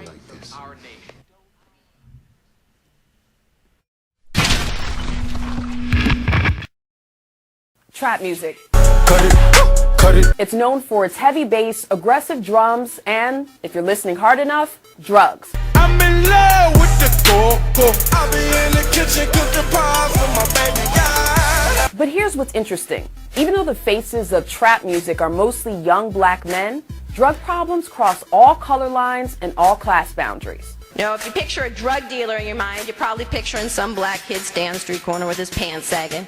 Plenty of drug dealing happens in the hood, but it happens everywhere else in America as well. So why do we so strongly associate drugs with urban communities? Turns out this is not entirely by accident. America's public enemy number one in the United States is drug abuse. When a wave of heroin use and drug-related crime hit big cities in the 1970s, leaders were desperate for answers, and President Nixon declared a war on drugs, initially focusing on it as a public health issue. If we went after it as a health problem, I think in the long run we'd get both a reduction in crime and a reduction in addiction rates. Places like Baltimore had success helping users rehab with methadone clinics, but in places like New York, they caved to public fear and pressure and opted for policies of punishment. We have more people incarcerated today in prison just for drug crimes than all of the people incarcerated in the year 1980. But recently, a 1994 quote from an aide to President Nixon has surfaced claiming that the war on drugs had everything to do with race and politics. The Nixon campaign in 1968 and the Nixon White House after that had two enemies: the anti-war left and black people. We knew we couldn't make it illegal to be either against the war or black, but by getting the public to associate the hippies with marijuana and blacks with heroin, and then criminalizing both heavily, we could disrupt those communities. It's back to school time for America's children, and while drug and alcohol abuse cuts across all generations, it's especially damaging to the young people on whom our future depends. So tonight, from our family to yours, from our home to yours. And then chaos breaks out throughout all of our homes. See? Because now they're being controlled outside the influence of their parents. Are you unemployed or stuck in a dead-end job? Thousands of people are losing their jobs every day. Are you homeless or living in a bad neighborhood? Unemployment shot up to its highest level in nearly 26 years. If the American dream broke its promise to you, don't worry. We have an answer. This thing is deep, folks. Listen to this, and I said it earlier. They would not have set us free, folks. I began the meeting by making this statement, which I think needs to be made to the nation. America's public enemy number one in the United States is drug abuse. I'm speaking of the demons who control this world. If they didn't have a higher form of captivity prepared for us.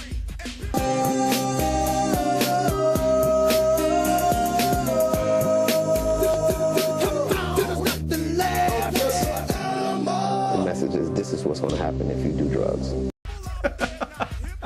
Check this out. Working for minimum wage Right? is never my style. I like big dollars. Look at this here. I learned how to mix drugs when I was little.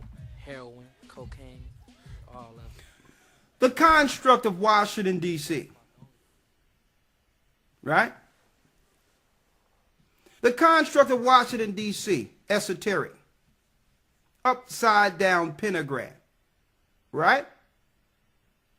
They found out that they can use symbols and different, what you would call witchcraft, to control spirits and send spirits out as a form of control on people through certain constructs.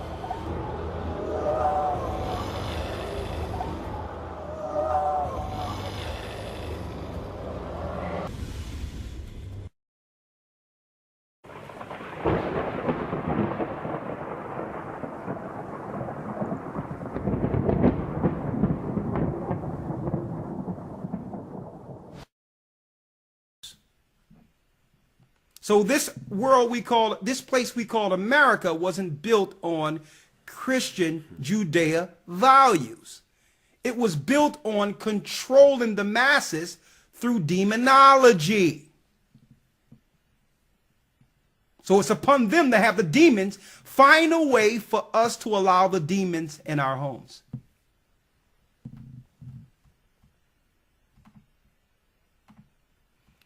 Look at this here. What do we have here? The one world order assumed on your dollar bill over the Great Pyramid Sphinx, and the cap, and over it is a capstone with the eye of the all-seeing eye of Lucifer, using the same ideology of control that was used against us in ancient Egypt. Magic. Magic to keep us controlled. Magic. See, and that's why I mentioned years ago, or a few months ago, how they invited all the immigrants all in our country and gave them Dunkin' Donuts and gave them different, they all get a little piece of this to keep us controlled under their magic and sorcery. East Indians, Arabs, Asians who are over what you would call the Buddhist teachings, they're all in it together using magic in their temples against us, controlling the demons that are now in our children. Go to another store. What? Get out of the store. What? Get out of the store! You ain't going nowhere!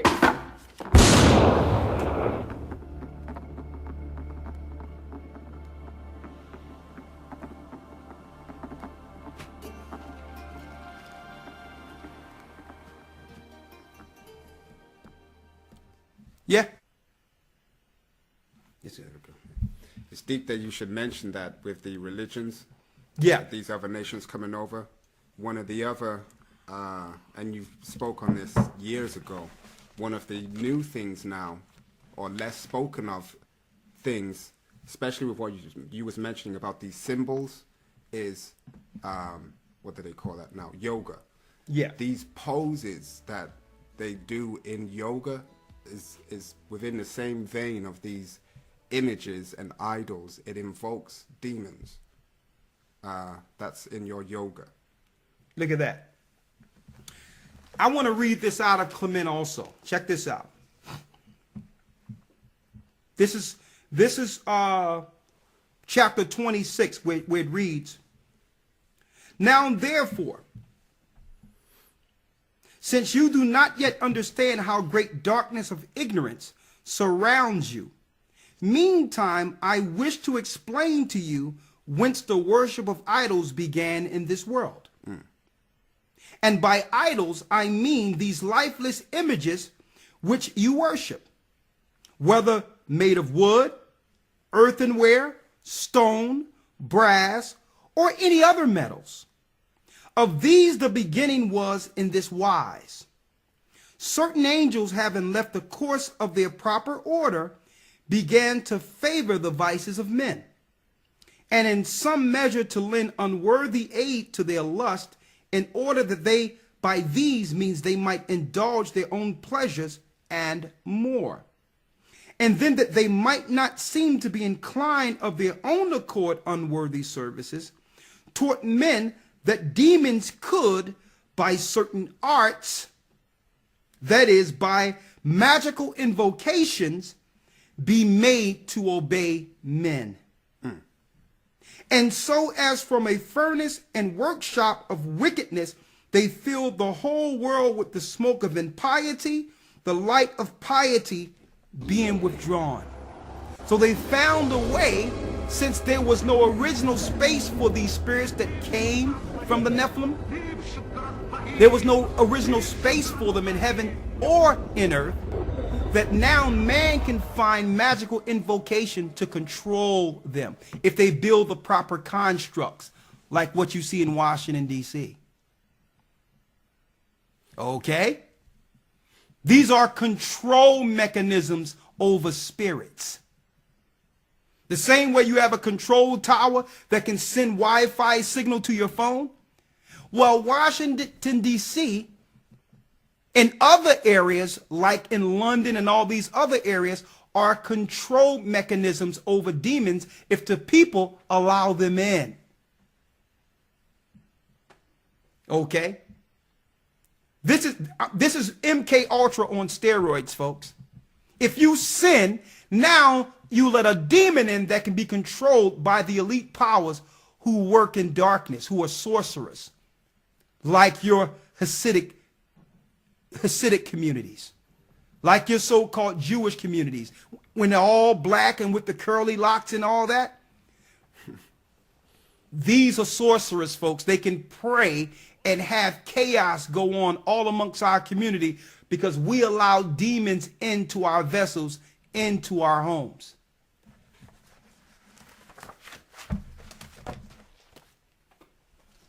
Check that out. So how do you recognize when that child is no longer your baby? Right? And that a demon is in your home. Well, let's go to Leviticus 18, 1 through 4. Now,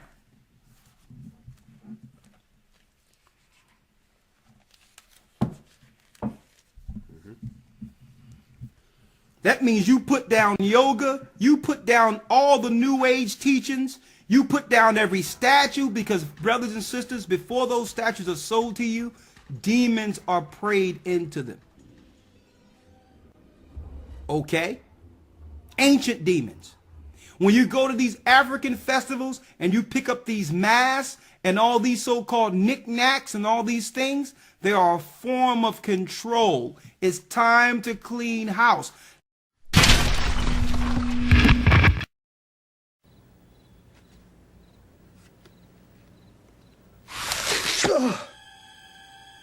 Yeah, right.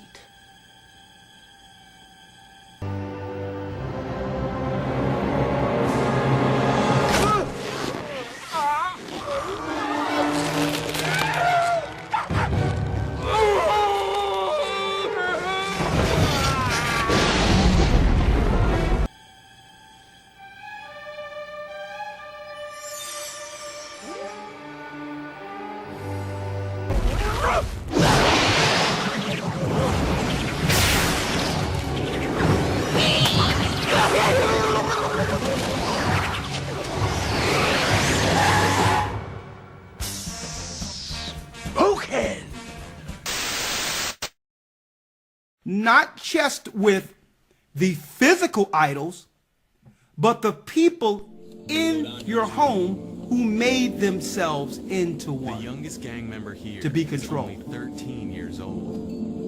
You pretty much stuck in Southwest. This is why the Most High told Moses this.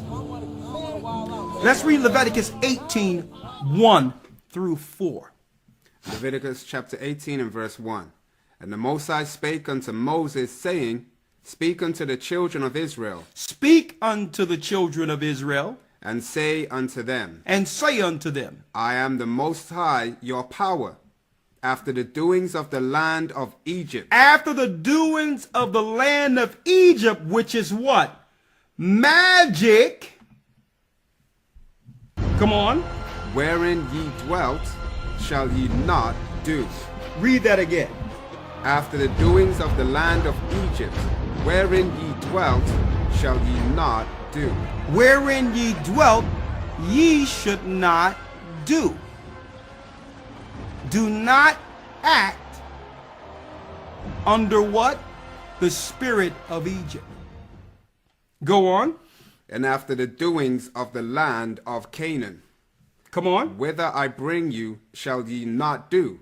Neither shall ye walk in their ordinances. So the Most High was showing us how to stay under his hedge, folks, and not be controlled by the magic of Egypt.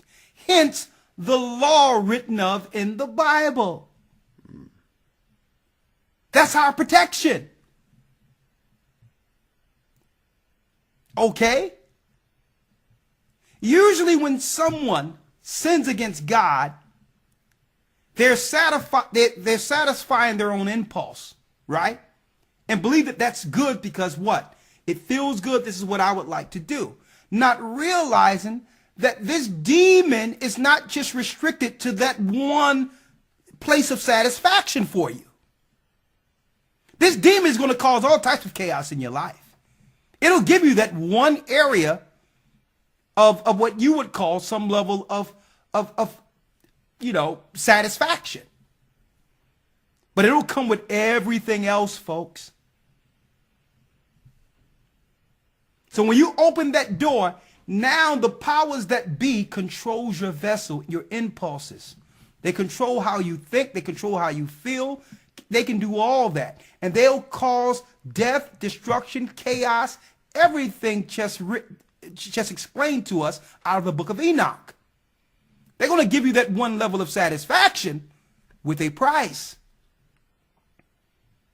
And the higher witches and warlocks and sorcerers controls those demons you let in.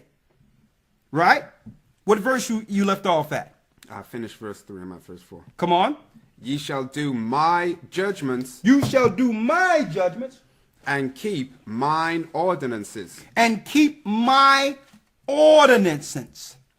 To walk therein, I am the Most High, your power. I am the Most High, thy God. Let's go to Leviticus 19 and 28 so that you'll know when you're recognizing a demon amongst you. He says, we cannot walk after the ways of the Egyptians. Now in Leviticus is going to give us in the next chapter some examples of how the Egyptians were walking in demonology and witchcraft and sorcery. Right? Let's go to Leviticus 19 and 28. Ye shall not make any cuttings in your flesh. You shall not make any cuttings in your flesh. For the dead. For the dead. Nor print any marks upon you. Neither print any marks upon you. Tattoos. I am the Most High. I am God. And real quick as well, some say that I think it's in a comment, someone said that you can get tattoos so long as they're not for the dead. This is quite clear that any prints on you, dead or not, you cannot do. Exactly, because why? You have to realize the spiritual significance of that. Walker is the family name. I put cutthroat on my neck. I got this tattoo, man. I got this tattoo. I got the form of a skeleton. Because to me, the last time you'll see a spirit is coming out the skeletons. And literally less than 6 months, I get shot right here, boom. And it shit bounce, hit the bone, it comes down. It hit my rib, cracked my rib. One bullet, come all the way out and like 2 inches away from my spinal cord. One bullet. Got shot 4 times with 1 bullet. So when I was recovering, I was evolving into the man I am today. The spiritual significance of you getting tattoos on you is in recognition of a former demon. Through this demonology and sorcery and witchcraft and invocation, that actually those that control this world, like the Masons, like those who are dealing with demonology in the occult, they realize that if you have a certain image on you, there's a demon that they can control you with in recognition of the spirit that came in. There was a demon that came to your thought and said, you know what, I need to print this. I need to put this on my body. Then I got the galaxy on my neck because music, my vocal cords, they opened up a different world for me. They took me to another universe, so I got the galaxy on my neck right there. When I have an idea for a tattoo, I wait until the next opportunity I have and I get it. Man, I got this when I was 14, man. Honestly, it's the eye of the tiger. I just went hard the first time. We was Bebe's kid. Yeah. Where did you go to get it done? In a hotel room. The dude was like drinking and smoking. And For real? We thought it was lit. And he was like doing our tats. We was getting hella tats for real cheap. But he got some crazy ones though. This Wolf crazy too. But yeah, this Rowdy Ruff, the Rowdy Ruff boy. I'm a 90s baby, man. We used to watch the Powerpuff Girls. It was tight. The Pharaoh, you know, that's a king. I feel like I'm a king, so I got that.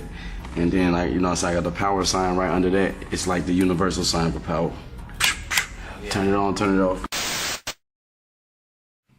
that's defiling your temple. So automatically you're under some form of control that now the controllers can utilize you with. See, you're under control now. And that's a clear indicator that you are a slaved vessel. You only brand slaves or cattle.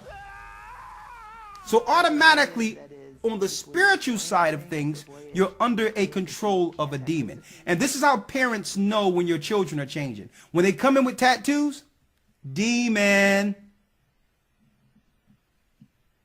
And when they tat to the point where you can't even recognize them anymore, all over their face and neck, know that your child no longer exists, folks. Okay? That's after the workings of Egypt. That's witchcraft and sorcery at its highest. Okay? No one can make a better temple canvas than the Most High. When I say a canvas, something that he can utilize and overtake. Inwardly. When you see people tatted all over, you're looking at a suffering person, a person who barely exists anymore. Okay, who's being controlled by higher powers on the dark side, being controlled by dark forces. A clear indicator of a person who have made themselves into an idol. Right? Let's go to Psalms 97 and 7. Before you go to Psalm 97 and 7, let's get 1 Kings 15. 9 through 12.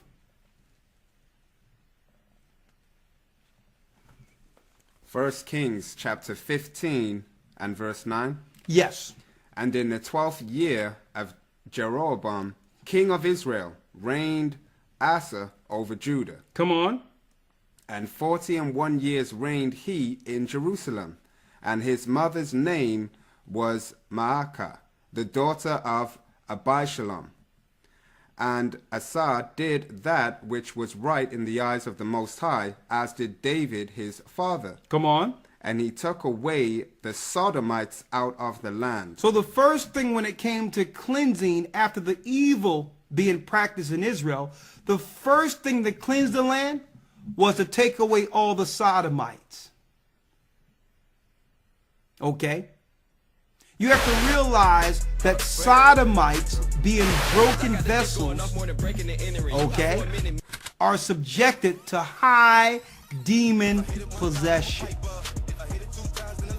So in order to have some level of civility and peace in the land, the first thing had to happen was all Sodomites had to be ridded out of the country, folks.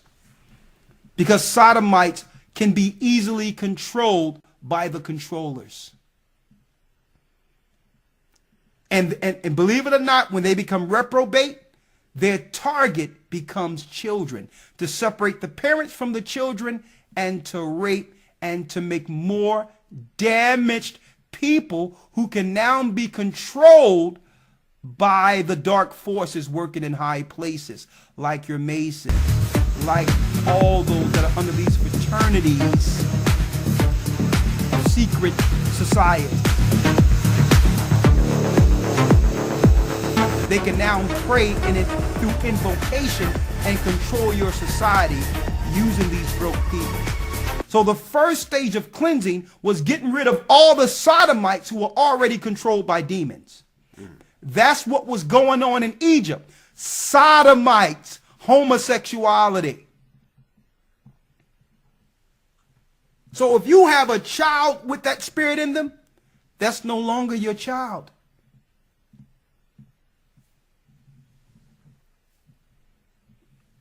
Come on. Verse 12. And he took away the Sodomites out of the land and removed all the idols. And how do you know that's their key? That's their key weapon against us right now. You can say what you want against a black person.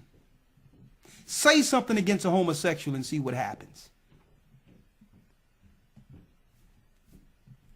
say one thing against a home, because that's their key, useful tool to destroy.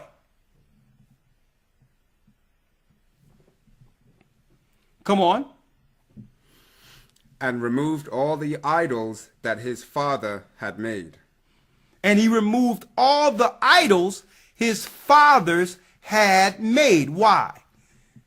There are certain people who can be controlled by the government powers who are sorcerers and witches and warlocks. See? Who've made themselves into idols. Homosexuals. Vessels to be used by demons. Okay? Let's go to Psalms 97 and 7. Psalms chapter 97 and verse 7. Come on. Confounded be all they that serve graven images. Confounded be they who serve graven images. That's one level. And I'm saying, be careful, folks. Y'all go to these so-called black conscious fairs that have vendors out there and all that with little crazy carvings of faces and feathers and all types of crazy things. I seen one guy holding a statue with nothing but people cramped into it, speaking some African crap. And I'm like, do he not know he's holding a demon? Fine stuff. You go into these places, you purchase what you think is art, but you're bringing demons into your home. Okay? You have to clean your house, folks, and understand what's in your home. Don't go out and bring some antique or something in your home that you don't know where it came from. This is how they pray demons into stuff of control. Now they don't have to do that. Our children, the people we know now, are walking idols to be used by the powers that be. It's upon us to protect ourselves and our children from them. Okay, be careful who you let stay in your home. If possible, never let anyone outside of your circle stay in your home. When I say your circle of righteousness. And then you got to be careful with that too. Okay? You can spend the night, but you're not living up in here. Okay? You must be careful, folks. Where are you? Verse 7. Confounded be all they that serve graven images, that boast themselves of idols. Who boast themselves of idols. See? Because now you have people who boast themselves as idols. No longer is it about the Buddha or about the images that they have, like the cross and all these other images where demons resides. People themselves have made themselves into idols of control.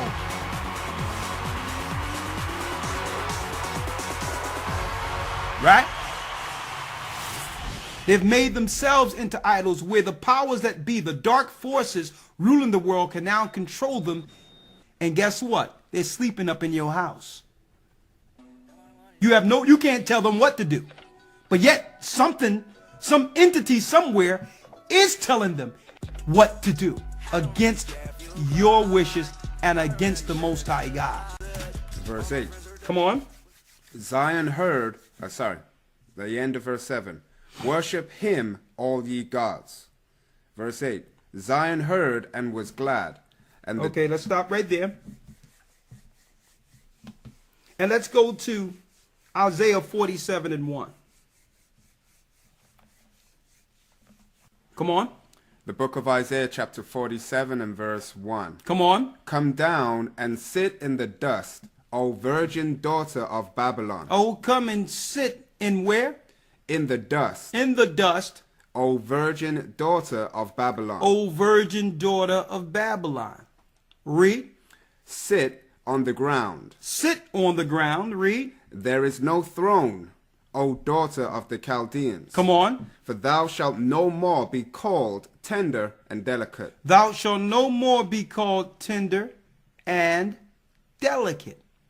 Because why? The daughter of Babylon, which is America, made herself, patterned herself after ancient Babylon through what? Witchcraft and sorcery. After ancient Egypt through what? Using witchcraft and sorcery. This land was built on occultism, not Judea principles. Everything they claimed to you was a lie. This land was not built on righteous, using righteous people, folks. Children of the devil started this republic, began this republic. Read. Verse 2. Take the millstones and grind meal, uncover thy locks, make bare the leg, uncover the thigh, pass over the rivers. Come on. Thy nakedness shall be uncovered, yea, thy shame shall be seen. Now, let me say something real quick, all right? Let me delete this guy's chat. Let me say this real quick, brothers and sisters. When we're teaching, no one else can come in here and bring any scriptures. Okay? You're here to learn and be a part of what's going on within this Sabbath with the elders teaching. You can't bring no scriptures or no understanding while we're teaching. Okay? This is what you do in the comment on the comment board once our class is done, if you would like. And those will still be screened. Okay? Now, if you would like to teach, it's easy for you to make a page to do so. But when we're teaching here, you're listening and not disrespecting others who are here to learn and to grow and get the food the Most High have coming forth on the Sabbath. Okay? Thank you. Read it. This is Isaiah chapter 47 and verse 3. Thy nakedness shall be uncovered, yea, thy shame shall be seen. I will take vengeance, and I will not meet thee as a man. I will take vengeance and what? I will not meet thee as a man. I will not meet thee as a man. So the Most High will bring the judgment and break the controllers of the spells. Right? Come on. Verse 4. As for our Redeemer, the power of hosts is his name, the Holy One of Israel, sit thou silent and get thee into darkness, O daughter of the Chaldeans. Come on. For thou shalt no more be called the Lady of Kingdoms. She shall no longer be called the Lady of Kingdoms. Why? The Most High God, through the Spirit of Christ, through the Spirit of Yeshua from the throne, from the heavens, is breaking the spell off of the servants. Like we read in Isaiah 61. The spell is being broken. Our people are now awakened. We are waking up, folks, and coming back to the knowledge of our God. Okay? So it's upon the sorcerers to ramp up their control over those who are subjected to sin. And use these vessels that are being controlled to fight and to try to just all out destroy the righteous who are left. Come on. Verse 6. I was wroth with my people. It says, the Most High God, Ahia says, he was wroth with his people. He was hard on us. Read.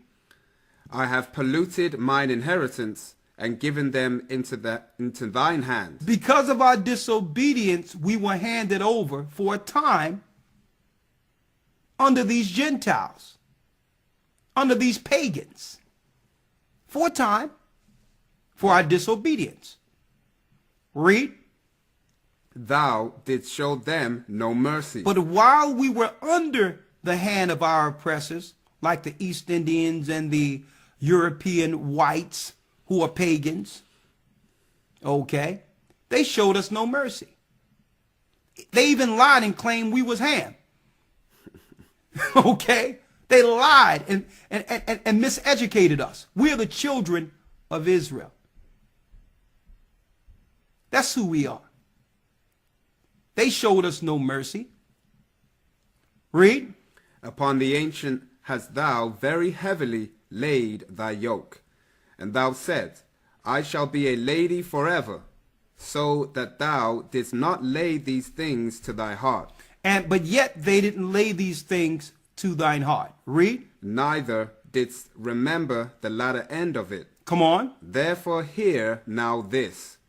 Thou that art given to pleasures, that dwellest carelessly, that sayest in thine heart, I am, and none else beside me. Now to you so-called elite, who through demonology have controlled the sinners of this earth. The Most High is telling you that you haven't taken this to heart, that he would break your spell over our people. Okay? Read. I shall not sit as a widow, neither shall I know the loss of children. Come on. But these two things shall come to thee in a moment, in one day, the loss of children. This is what's going to happen. War. And widowhood. And widowhood. War is coming. Read. They shall come upon thee in their perfection. In their perfection. There will be a war that will break out. And as a result of that, Babylon will be no more. And all power will go back to 10 horns for the space of an hour. Rome will rule before the coming of Christ. And there will be no place such as or called in this earth as the old USA. It's prophesied to go. And all those who've made themselves idols and have been subjected to the demons and have just lived in pleasure without recognizing the Most High will fall with her. So it's upon us to say, listen, I don't have to wait for God to bring that judgment. I have, not in my house, I have power to make sure the demons are on the outside of my house, regardless of my personal care for them. In spite of whether or not that's my child or that's somebody I care about. I have power to bring forth judgment in my home. Before this, I'm not waiting for the vengeance of the Most High to clean house. Right. See?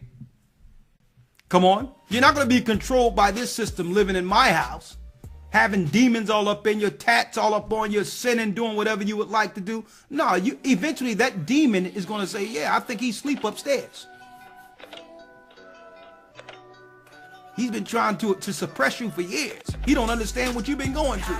Go deal with him. No, buddy.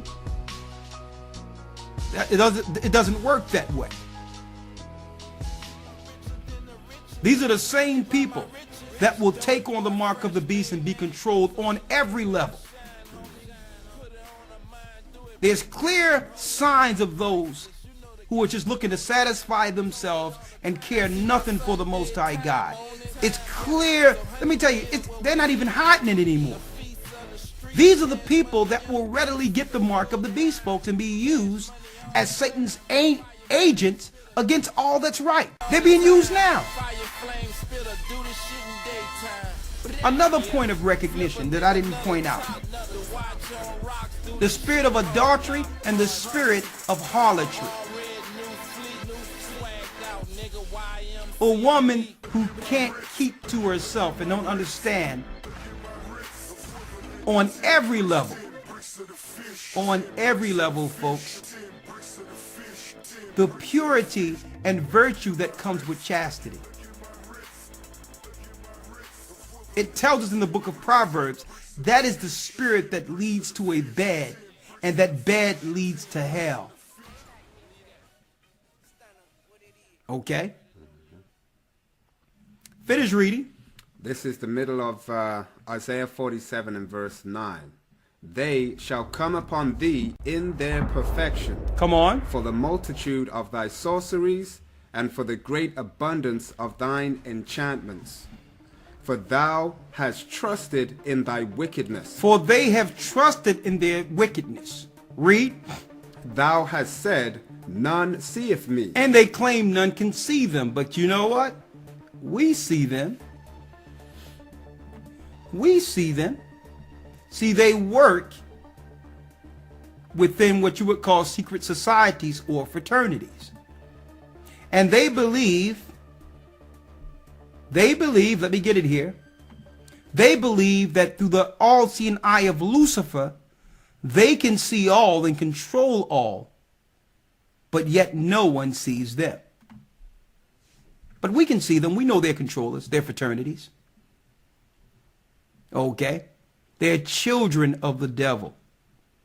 Anyone you know that have been initiated on every level, folks, into fraternities in your colleges are part of it.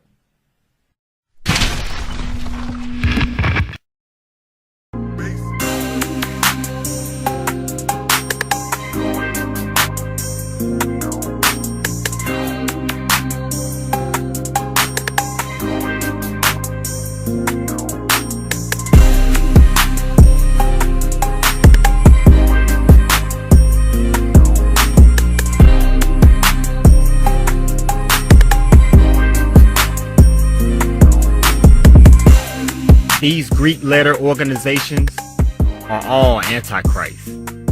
They are rooted in ancient false god worship and are deeply connected to Freemasons. Make way for the Phi Beta Gamma! Phi Beta Gamma step! What shocks me is a lot of so-called Christians in the public eye who have been made celebrities represent these Greek letter organizations as if the Bible doesn't state that we cannot serve two masters while here on earth. Matthew 6:24 says, you will love one, but despise the other. There is no way around it. Ephesians 5:11 says, have nothing to do with the deeds of darkness, but rather expose them. And that is exactly why we're here today. Every one of these organizations have submitted themselves to demonic rituals and oaths at some point in time. But if you ask them, you're sure to get a no or no answer at all, because of course they are under oath and cannot speak on it. They are soul tied. I mean, that's what the whole move is based off of, y'all. Secrecy and oaths. They put a Christian front on for you, but it's only in mockery. These organizations hide behind a Christian cover, but whenever you mix Jesus with any other god, you are a worker of darkness. There is not many ways to God. There is only one way. And anyone who promotes the concept of many ways is operating within the spirit of the Antichrist. As fraternity and sorority members go through these rituals, they believe that they are being enlightened, which falls in line with the illuminated ones, which is where you get the title Illuminati. These organizations are only the bridges to get you to Freemasonry and other Luciferian occults. This is why it is documented that 50% of all Greek letter organization members eventually cross over to Prince Hall Freemasonry and Eastern Starship.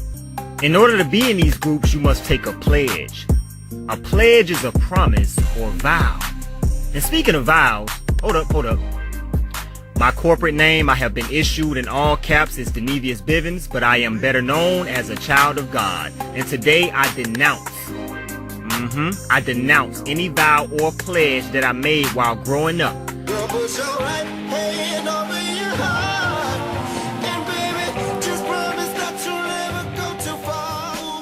The vow I made when standing before a flag of this U.S. without proper knowledge of what I was promising or vowing to. In that vow, we were told to say one nation under God, and until you tell me what God, I do not consent to a vow I know nothing about. Now back to them Greek groups. I don't know what that spirit was, but I was not for it. There were even girls on my line who wanted to get this young lady arrested. And it creates a gang-like animosity. Once I crossed over, it wasn't just, oh, Marie, you know, it was, oh, Marie, the AKA, or Marie, number 12. And you kind of lose your identity, and AKA just takes over.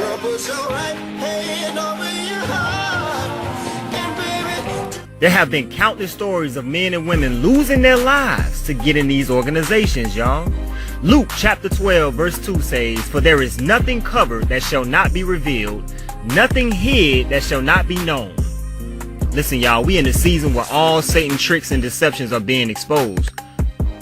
So please don't look at me as a hater or somebody bitter or someone trying to gain any type of clout. I'm simply here to warn you of this darkness so that you can be free from spiritual bondage if you have been ever caught up in this whole trap of a system or have known anybody who's fallen victim to it. A real friend tells you the truth, man, even if it hurts. And I've learned throughout my life that everybody don't like taking that medicine, man. The first line in the Delta hymn song at every chapter meeting states, "Delta, with glowing hearts, we praise thee." So you tell me, how can you praise God and Delta at the same time? Spiritually, life doesn't work that way, man. This organization is out here to do the same thing that the street gangs were created to do. That's what it's all about, man. You know what all this means? That these women are gonna kill me? No, son.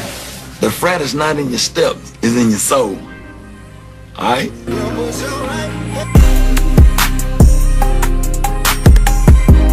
And that is to collect souls for the kingdom of Lucifer. Have y'all seen the makeup and vow that the presidents of these groups take? It talks about speaking in a new tongue, one that is not of God, and partaking in rituals, traditions, and keeping secrets, and devoting all time and assets to the organization. These organizations require so much of your time and devotion that you wouldn't have any left to seek after God even if you wanted to. And in their ritual books, they also say that they are devoted to the eternal spirit of truth. And when I tried the spirit by the spirit as the word tells us to, I see that that spirit that they praise is false. Because any spirit that mixes the true and living God with other gods is false. They out here worshiping Aphrodite, Zeus, Hestia, Apollo, and many other gods, y'all. Alpha Phi Alpha prides themselves on so-called being first of all. But they fail to realize that God is the true Alpha and Omega of all. If the Baphomet is the overall god of the Freemasons, and the sororities and fraternities were created by Freemasons, then they all fall under what? The Baphomet. Simple. Anytime you get on your knees, in all white, with candles being lit, and make a pledge like Sigma Gamma Rho does, this is basically a traditional ceremony in an attempt to leave you soul tied to whatever god is attached to that group. People don't get it, man. This entire life is about your soul, man. Also in the Delta ritual book, it says that all Deltas work in the name of the sorority. But God clearly tells us in Colossians 3:17, whatever you do, do it in the name of Jesus only. So I ask you again, how Christian are these folks, y'all? They aren't. They use that as a cover to keep a more pure image on the outside to the masses who lack knowledge of them so they can recruit better and recruit more. It's all about the soul snatching, y'all. Remember, Satan hides behind many concepts while down here on earth. Ain't it funny how there's like 1 million satanic groups out there that make up the Luciferian church and they all go against one Bible? And when you join these groups, you go through what is called hazing. And that is degrading and humiliating acts that are attached a lot of times to physical abuse. And there are many reports of people dying from this abuse, y'all. And what are the consequences of these deaths? A slap on the wrist and a minor suspension of the fraternity activities, letting you know that the schools are 100% involved. They killing people out here, y'all. But Chosen King, the crazy one though, right? Wrong. Some of the ways that the people have died during these hazings are drowning, alcohol poisoning, death from high falls with internal bleeding, hit by a train, broken neck, gunshots, electrocution, suffocations, hit by a vehicle, buried alive, and etc.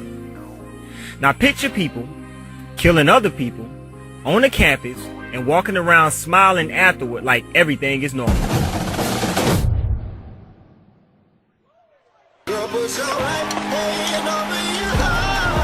Because they are all under oath to keep the secret.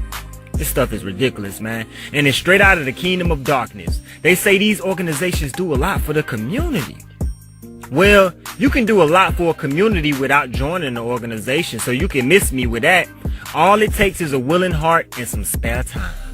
The first organization in the U.S. was started in the 1700s, and it was built off the philosophies of Sir Christopher Wren, who was a Mason around the 1600s. He is also the founder of the Royal Societies, aka a branch of secret society. Now, I know a lot of you may have joined one of these groups solely off the family traditions of your home. Some of you probably were blind to the initial purpose of these groups. Satan is basically a shapeshifter. And what I mean by this is, one moment he can be operating through a blood gang member, the next operating through an Eastern Star, the next through a Delta, the next through a demonic president or world leader, and so on. Y'all don't get it? The same spirit of darkness operating through different vessels. Alabama State University, I bring to you today 3 the hard way. And these sororities and fraternities are lining up vessels for Satan to work through. And for anyone who wants a deeper relationship with the Father, these organizations are not the way to go.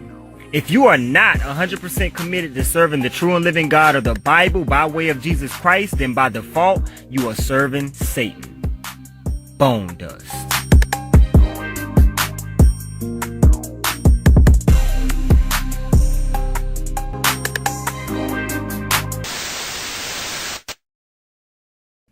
I don't care what they call themselves, Alpha, Phi, Sigma, whatever. They will work for the devil against you. They'll learn esoteric invocations to control the poor. That's why they're not looking to help the poor. The poor will always be with us. They're looking to control the poor, to aggrandize, and to enrich themselves. Be it Masons, be it Prince Hall, York Rite, or Scottish Rite. They learn invocation to control what they would call the wasteless eaters or the unlearned or stupid within society. Okay, this is how they work. This is how they excuse their behavior. Fraternities, be it if you are with a gang, Blood, Crips, or Gangster Disciples, you can name it, whatever you want to name it. All of these are Masonic fraternities in its inception with secret rites and secret codes. Okay, these are fraternities under the devil. All the way up to whether or not you're a politician. And now in order for you to make your way up the political ladder, you must join in secret oaths and rites. You are now a part of it.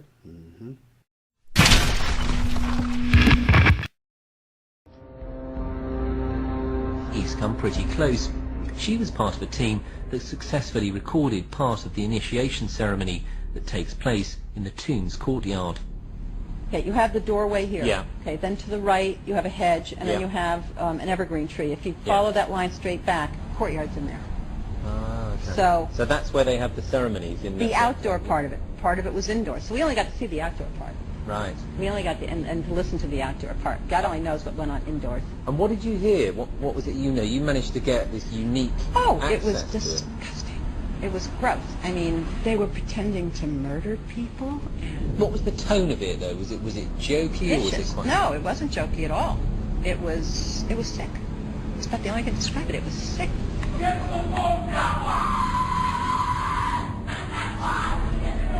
What you're hearing is the first recording ever made of the Skull and Bones initiation ceremony.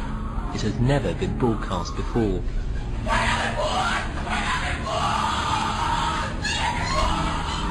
15 new members of the club are being introduced into the macabre rituals of Skull and Bones by the senior students who are about to graduate.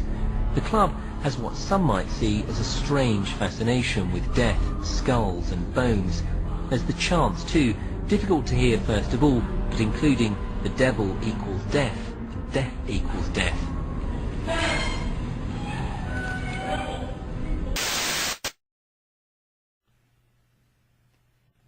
And it's one mechanism like a pyramid controlling them all.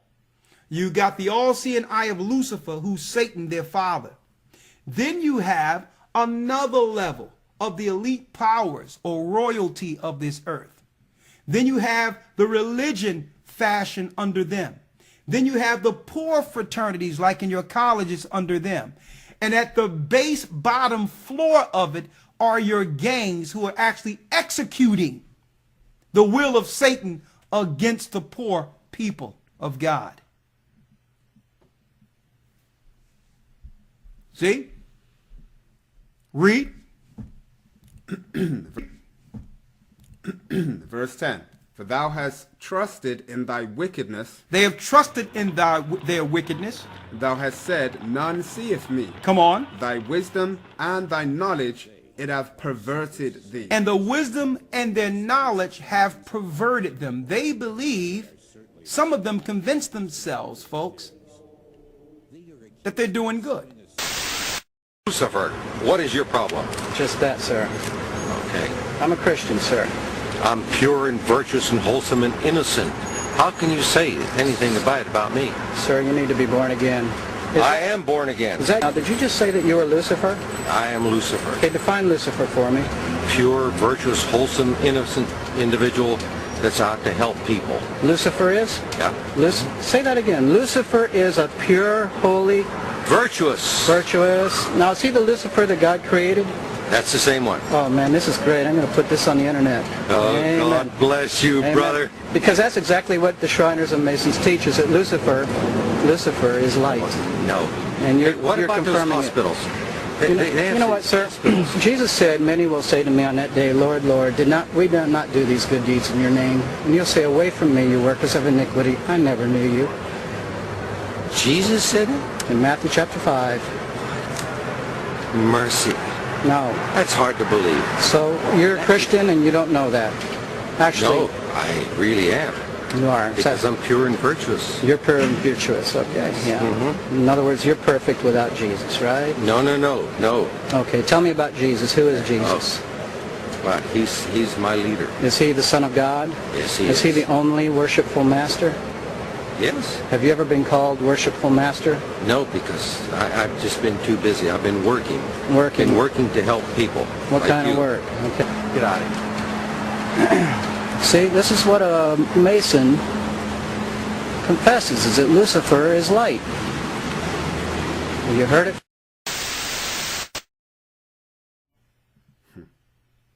They convinced that God's hand's in this. And folks, let me tell you, it's not just the men. It's the women fraternities too, like the Eastern Stars, who are the top witches and warlocks. What do you think Oprah is? Oprah is a top Eastern Star that's being controlled by the Hasidic community. He heard a cry out in the universe. One who can stop it is you. Be a warrior.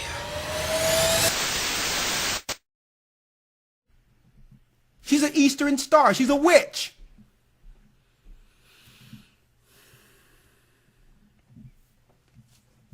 Okay. Read. The end of verse 10. And thou hast said in thine heart, I am, and none else beside me. Come on. Therefore shall evil come upon thee. Thou shalt not know from whence it riseth. It's coming. Read. And mischief shall fall upon thee. Come on. Thou shalt not be able to put it off. The Most High is going to destroy their idols, and he's breaking the psychosis of the poor. And believe it or not, folks, those at the bottom rung, the bottom floor, the children of Israel who are now being freed by the Spirit of Christ, who know they're Israel, who are following this Bible, we will become their judges. This is why they're working so hard to suppress us. Okay? Their judgment is not going to come from those over them. It's going to come from those who have been set free under them. Okay? Finish reading. And desolation shall come upon thee suddenly, which thou shalt not know. Stand now with thine enchantments. Now stand with your enchantments, read. And with the multitude of thy sorceries. The multitude of thy sorcery through pharmaceuticals, as well as your religious sorcery, your witchcraft, your controlling of demons. Okay, they say, I'll tell you what, we can't control everyone in the house, but if we can get one sinner in the house and turn him, we'll just allow them to let the demon in who will wreck the whole shop. It takes one child. And see, and this is the reason they wanted phones every place. Now parents think that it's a good thing to have every child with a phone. Just so that you can call and check on me and I'll know where you at all times. That's just one level of caring, folks. But the majority of the time, it's not you on your phone with your child. It's your child being linked to the beast and being controlled to be used as a demon to topple your whole home. Okay? They just need one demon in your house to wreck shop, folks. That'll lie on you, that'll hurt your family, hurt your children. They just need one demon in, one unruly demon whom they can control. Usually, it's family, unfortunately. So it's up to us to make a decision and look at our house and say, well, okay, where's the demon at? Where do he or she reside? Okay. Now, if you're not willing to rid yourself of this spirit, you in that spirit must go. Okay. You in my house. My house is the Most High's house. Don't let no one guilt you into keeping a demon living up in your house, folks. They will destroy you. Read it. Verse 12. Stand now with thine enchantments and with the multitude of thy sorceries, wherein thou hast labored from thy youth. Come on. If so. It says labored from thy youth. From the time those stones were found. From the time the Tower of Babylon was built. From the time the empires of Egypt was using it. And at the time, America became a country. It was built on witchcraft and sorcery, not through Judeo-Christendom like they claim. America was built on sorcery, witchcraft, and evil. Read. If so, be thou shalt be able to profit. And how do you know it was built on that? Well, Christ says you shall know them by their fruit.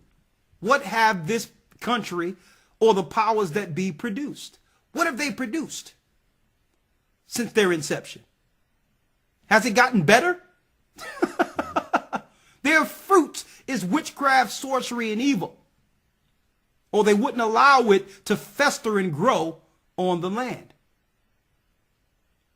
See? Come on. If so, be thou mayest prevail. Thou art wearied in the multitude of thy counsels. Let now the astrologers, the stargazers. Let's see you astrologers. Let's see where that gets you. And the stargazers. Let's see where that gets you.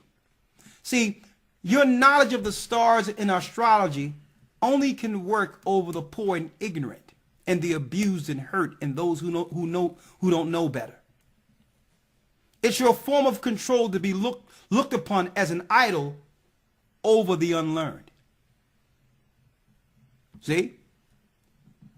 But the Most High is taking away your power because the unlearned are now learning of themselves. They're learning that they're the children of God, and you no longer have control over them. See? Come on. The monthly prognosticators. The monthly prognosticators, which are those that deal with the horoscope. Simple as a day's old. If you want to know what's going to happen, read the Bible. Read. Stand up and save thee from these things that shall come upon thee. Let's see if you can save yourself from the war which is upon us. Come on. Verse 14. Behold, they shall be as stubble. the fire shall burn them. Just as Sodom and Gomorrah was burnt with fire, fire is coming to Babylon. See? So it's time for us to clean house to make sure there's not a demon in our house that will lead to your house being burned down before the judgment. Last but not least, let me go to Ephesians 6 now. Let's read it. Ephesians chapter 6 and verse 11. Ephesians 6 and 11 in the New Testament. Put on the whole armor of the Most High. Put on the whole armor of the Most High.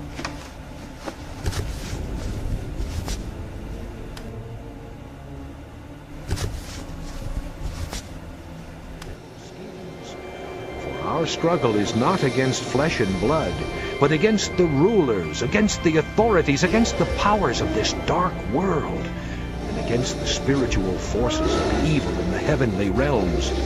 Therefore put on the full armor of God, so that when the day of evil comes, you may be able to stand your ground, and after you have done everything, to stand.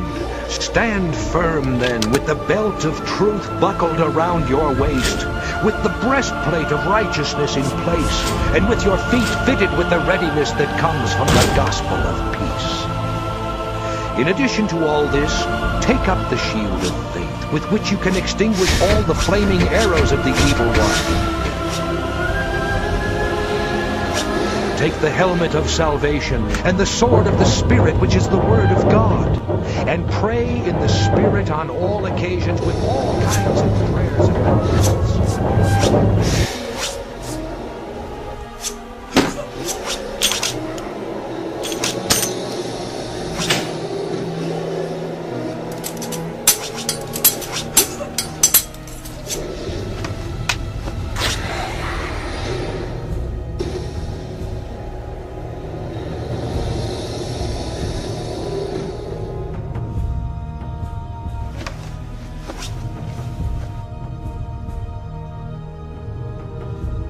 Starting off with his law, statutes, and commandments, folks. If you have someone in your home that don't want to follow the law, statutes, and commandments, they have to go. Period. They're a ticking time bomb, a ticking demonic time bomb. Read. That ye may be able to stand against the wiles of the devil. And I'm saying this is because in our communities now, what we have is we have full-grown parents. It's a shame that a man isn't in the home anymore. It's a shame. Because you have women with their nurturing spirit and love for their babies who are no longer their babies anymore. A lot of them are just straight demons living in the house. Where you'll excuse fornication and evil for the sake of thinking that one day you'll be able to get to that child. I have all types of phone calls within the week where women are calling in and saying that, you know, they don't know what to do with their daughter who's now living in her house with another woman sleeping in the house. Or your son is gay and they got boys in their house. You don't know what to do. It's called restraining order. Okay? No, you out of here. And what was going on that you didn't see it? At what point you didn't see your baby changing? They got tats on them. You have girls running around trying to be boys. Listen, you put on a dress and you get up out of my house.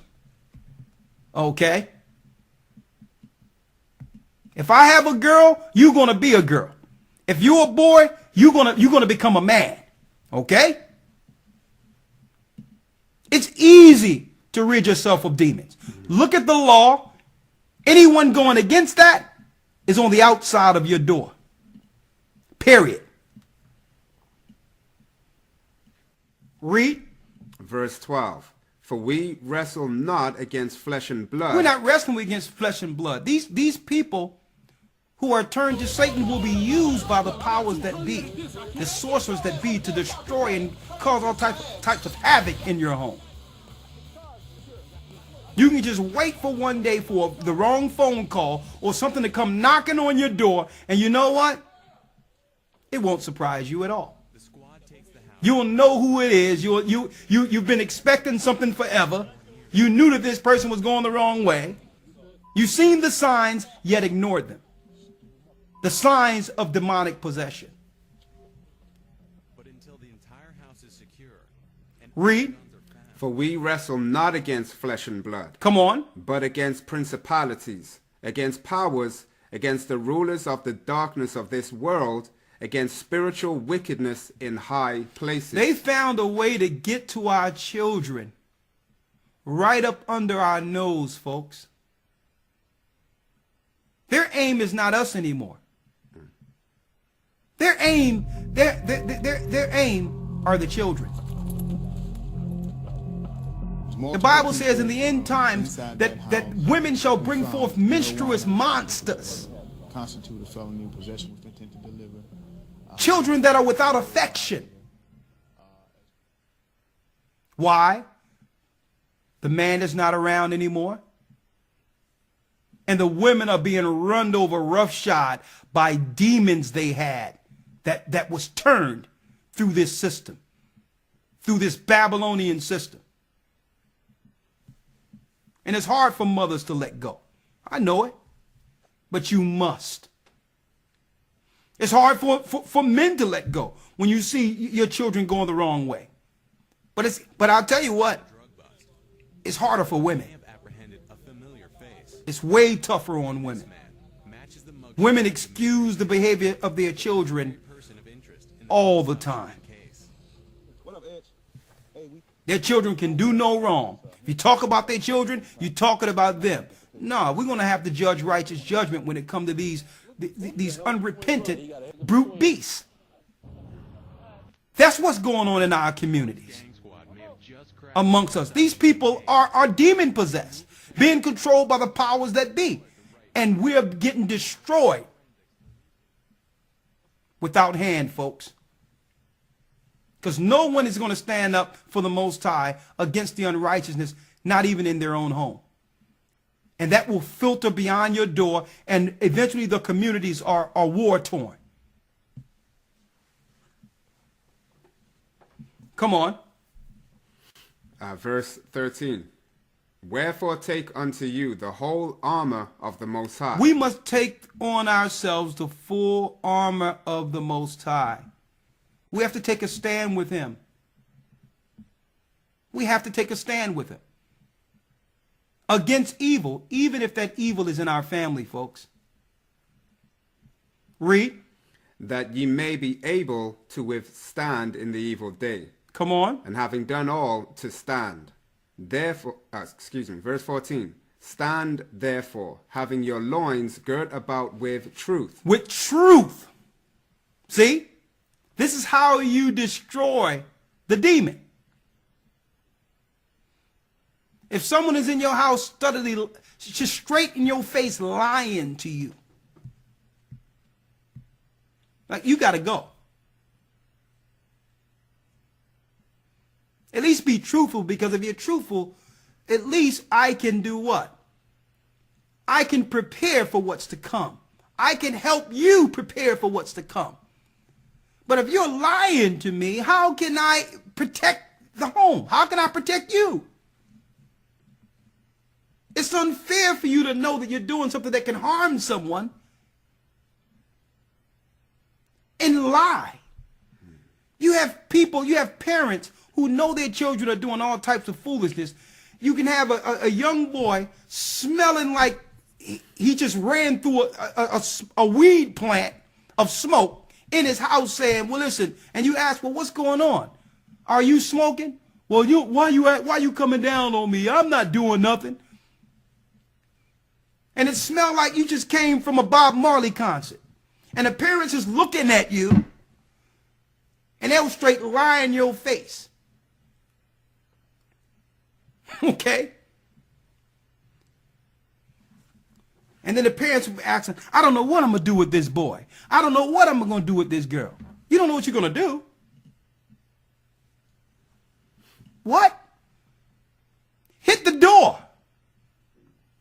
When I see disobedience rise up, I have an answer. Hit the door right now. And that's the power of man, folks. That's the power of man. It's a shame that we have houses with no men in it, because a man will stand up and say, listen, a righteous man will stand up and say, it ain't going on up in here. And then the mother be like, no, just give him a chance. Listen, you want to coddle the demon?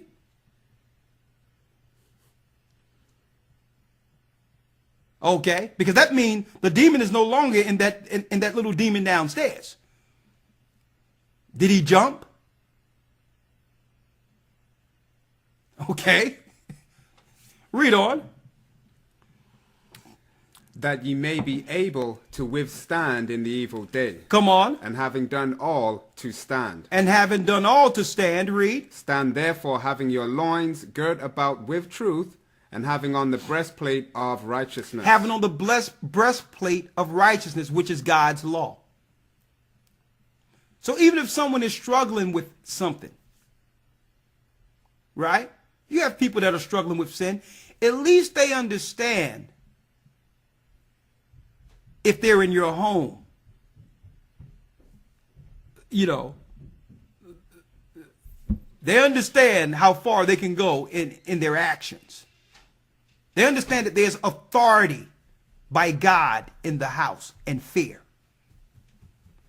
And see, and that's the least we must have in our home. Where even if someone is struggling with something, they begin to think before acting. Come on. Verse 15. And your feet shod with the preparation of the gospel of peace. Come on. Above all, taking the shield of faith. Taking on the shield of faith, read. Wherewith ye shall be able to quench all the fiery darts of the wicked. All the fiery darts of the wicked. Because sometimes the wicked, if they know they're strong, initially won't take you down all at once. They'll use fiery darts, little things here and little things there, to break you down to the level in which they can now hit you with the kill shot. That's how it works. If you're strong in your faith, they'll wait for weak moments, and they'll do other things. They'll have some confusion going on over here with that one person you allow it in your house. And through that, other things start going on because the demon have moved from one person to the next, into the dog, anything. And now you got all types of chaos going on, and the demon is upstairs asleep. The person who brought in the demon is upstairs asleep. Those are fiery darts where Satan will look to break you down before you do what? You open yourself up for the kill shot. Begin to lose faith, thinking there's no help in the earth, no help in the world, nothing I can do. When the demon is upstairs. Now you losing your faith doing what? Coddling a demon. Are you following me here? All right. Real quick. I got one more chapter. Proverbs 23 and 13 first. Proverbs 23 and 13. Proverbs chapter 23 and verse 13. Come on. Withhold not correction. Withhold not correction. From the child. From the child. Withhold not correction from the child. Okay? Sisters, don't let your daughters walk around with leggings on. That's not cute.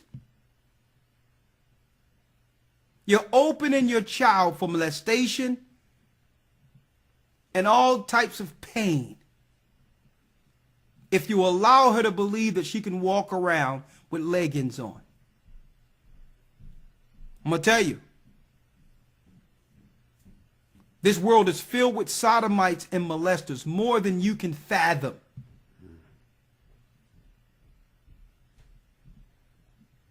Come on. For if thou hast beatest him with the rod, he shall not die. And it's speaking of the boy now. Correct that boy. It says, if you beateth him with a rod, the boy will not die. He'll live. Why do you think the system don't want you? You think they care about your child to the degree in which they don't want you chastising your child? They could care less. They be brain killing our boys with vaccines. Right. So they don't really care about whether or not you give your child pain through whippings. They're trying to stop the correction so that they can allow the demons to control your child.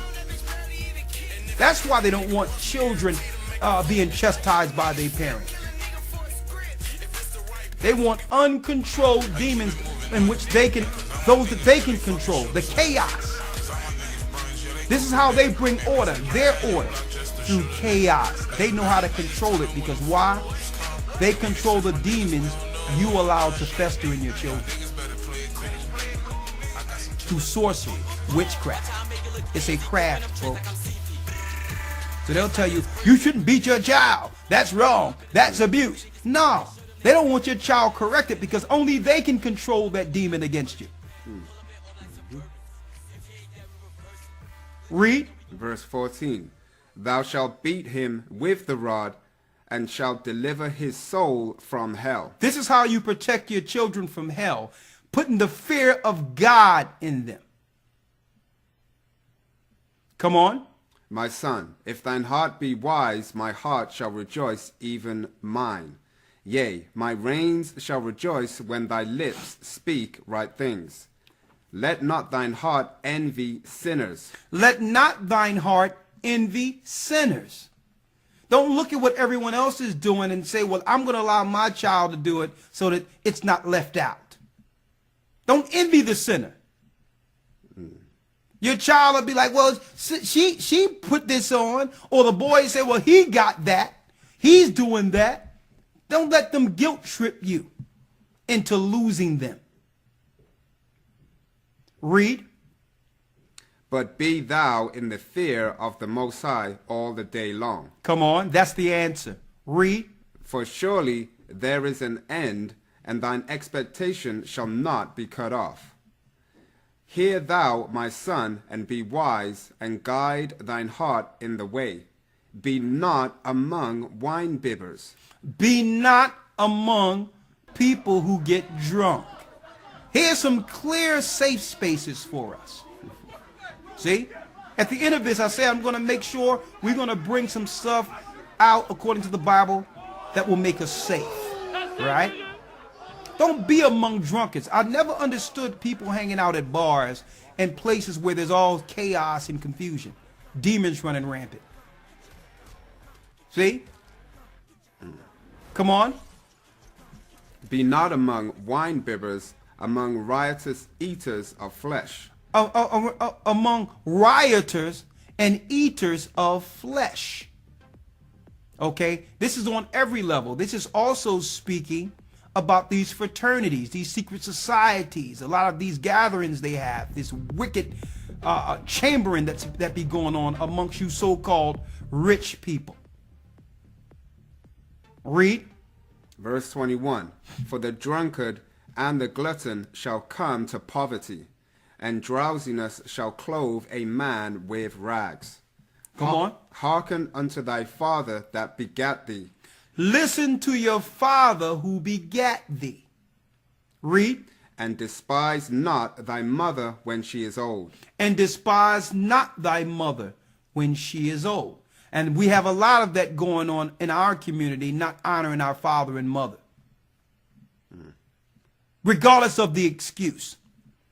Because the Bible tell you a person that brings excuses, a wicked person, will not be reproved, but have an excuse of why they're wicked and evil. You can't, listen, your mother and father brought you into the earth. Nothing is perfect, but you can't blame your parents forever. Grow up. Come on. Verse 23. Buy the truth and sell it not. Buy the truth and sell it not. That means don't give away the truth the Most High have given you for anything. Buy it. Make sure you get it, but keep it. Buy the truth. Get it and never give it away. Read. Also wisdom. And I need to put this out there because I've seen someone one time they put this precept out there while we were teaching and say, it says, buy the truth and sell not. And it was talking about, when we talking about the academy, that you have to purchase to get in. I'm like, the scripture's not talking about that, because you bought something there. You purchased something there. It's speaking of, you're willing to do what you can to get it, but make sure you keep it. Don't sell it away to the point where you don't have anything and now you're back at square one. That's what that's talking about. Read. Also wisdom and instruction and understanding. The father of the righteous shall greatly rejoice, and he that begetteth a wise child shall have joy of him. He that begetteth a wise child shall have joy in that child. A child that fears the Most High. A child with morality. Read. Verse 25. Thy father and thy mother shall be glad, and she that bare thee shall rejoice. Come on. My son, give me thine heart, and let thine eyes observe my ways. For a whore is a deep ditch, and a strange woman is a narrow pit. It says a whore is a deep ditch, and a woman is a what? And a strange woman is a narrow pit. And a strange woman is a narrow pit. This is the pit to hell, folks. You notice that they have apps and all that where you can meet a total stranger to be with. The scriptures is talking about this. Do you know what demons you're taking on by joining your flesh to an harlot? Doesn't matter how she's shaped or whatever the case is. What's in her is decrepit. It's decrepit. If you could see the demon in her, you would run for your life. Any woman that would put her body out there on Snapchat and publicly and just show her behind and all that, you're looking at a decrepit soul that leads to hell. Okay? The Bible teaches us straight run from that woman. A real woman would honor her body by covering it and then giving her body to a worthy man who will respect her and build a legacy with her. Okay? That's what it's about. To bring up a prodigy of the Most High. She'll understand to cover herself, knowing its value, knowing that any man can't see her beauty. That's how wonderful and beautiful she is. That men cannot gaze upon her and desire anything. That's how precious she is. See?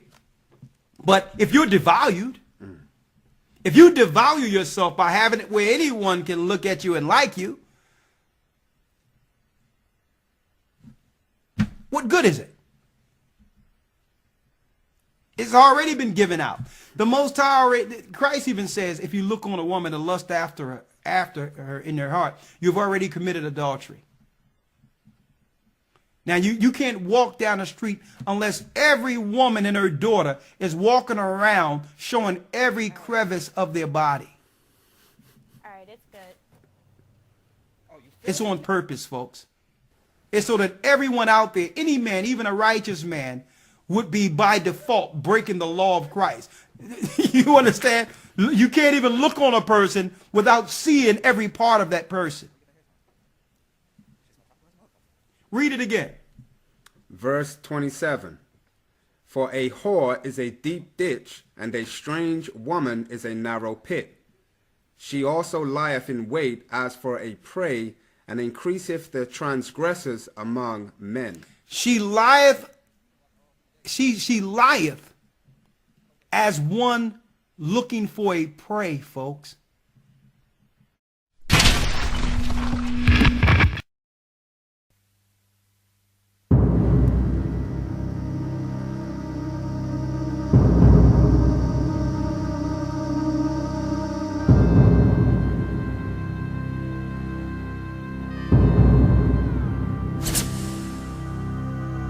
New age of self-love and anti-Christ. And that is the infestation of the Jezebel spirit of narcissistic manipulation and subversion in the lives of a growing number of people. And its trace can sometimes be found also in men, but this spirit, according to the Bible, is more common in women. And we can hardly be surprised at its increase due to the huge amount of propaganda that encourages this type of behavior.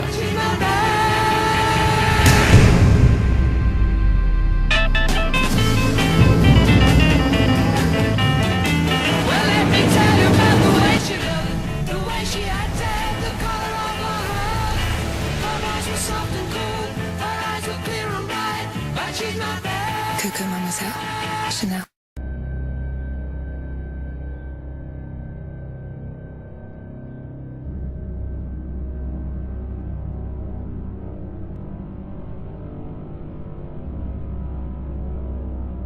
My 28-year-old daughter tells me, Dad, you are old at 60. When I saw Ariana Grande on the program, I thought that was a new something at Taco Bell. Girl, let me give you all your respect.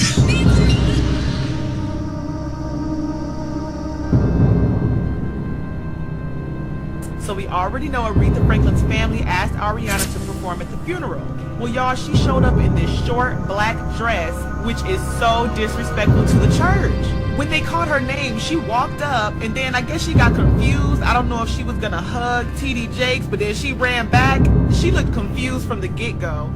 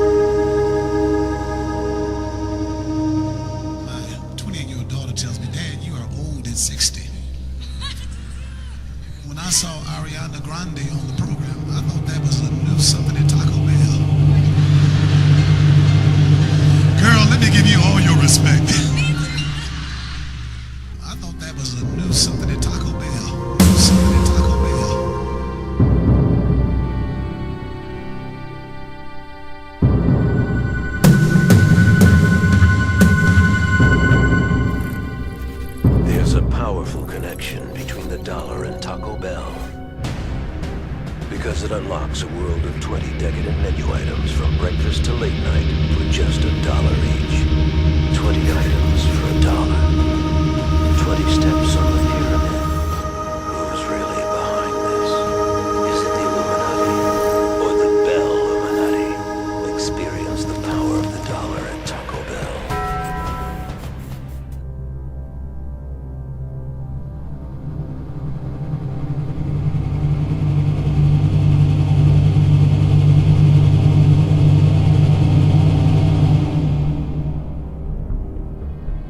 At Taco Bell, the dollar gets you access to more. Like the new $1 stacker with lavish layers of seasoned beef and melted cheese. But how can all these layers only cost $1? Something's not stacking up. Is the $1 stacker reserved for a secret society or just anyone with $1? The answer is yes. I saw Ariana Grande on the program. I thought that was a new something at Taco Bell. New something at Taco Bell. New something at Taco Bell.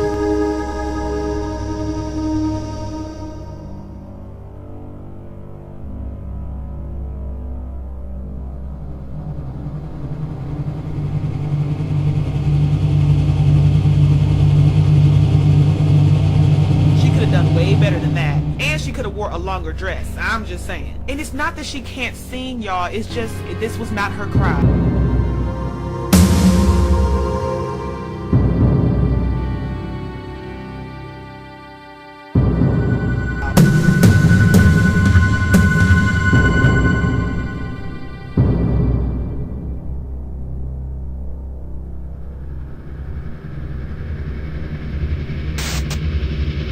She lieth in wait as a predator.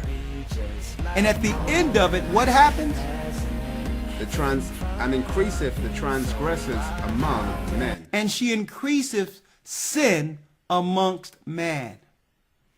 And this is the simplicity of man chasing young women, folks. How about we go to Popeyes?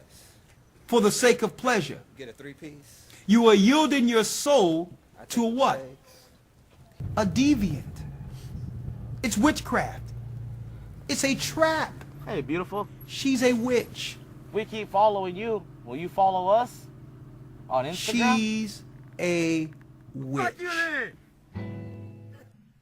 And I even examined that. Think about what a witch is. Look it up. Do the research. Witches changes their continents. I see you got my invitation. Say your name before my arrows rip out your throat. I go by many names, none of which you're worthy of pronouncing.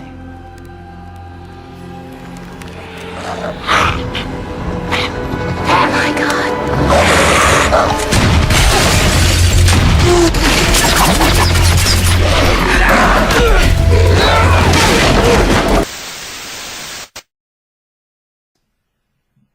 They'll change themselves into someone else to trap someone. And when they take off all the stuff that they put on themselves, you're looking at an entirely different person. Face off, witchcraft. Hair off, witchcraft, folks. That's not the person you desired. You've been deceived. You've been tricked into a trap.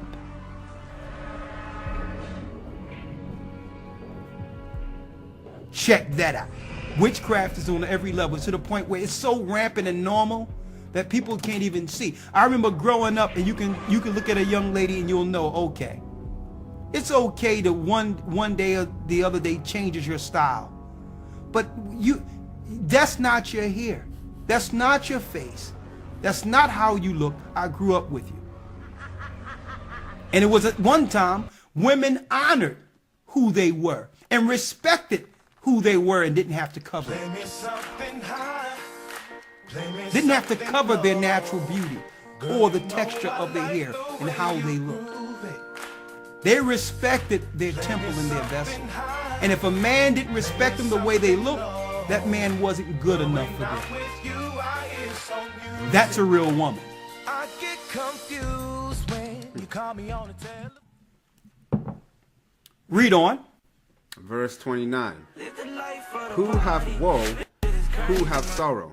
Who hath contentions? Who hath babblings? Who hath wounds without cause? Who hath redness of eyes? They that tarry long at the wine, they that go to seek mixed wine. And they talk about people that seek to just party all the time. Where it's all about partying and drinking and all that, and there's no time or space for prayer or in reverencing and honoring the Most High God who made you. Where the whole life becomes one big party from one party to the next. And you know what? That's a real element for the youth right now. Because by the time they get into their 30s, they'll realize they've lost 30s and 40s, they've lost the prime of their life, wasting it on nothing.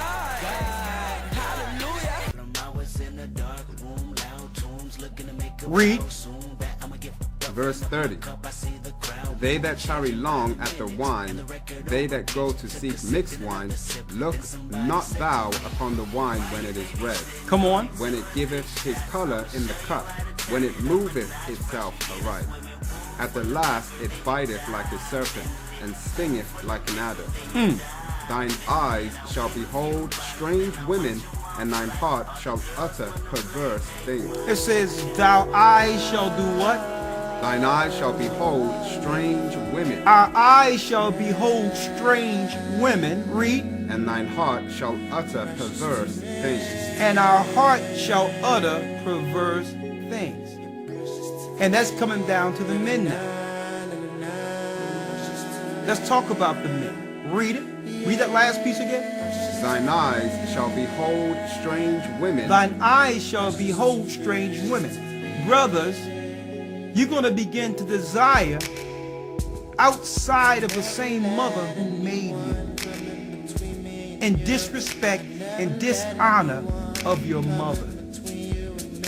You'll begin to honor strange women and respect strange women, and leave our sisters out here with no prince, no one to guide them. What's wrong with our sisters that once you get anything, you want to leave them and desire something that don't even relate to you or understand you? That's evil. You owe it to your sisters to continue your prodigy.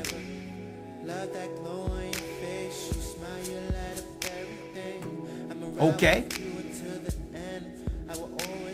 And there's sisters that are open to be cultivated and nurtured in righteousness and virtue.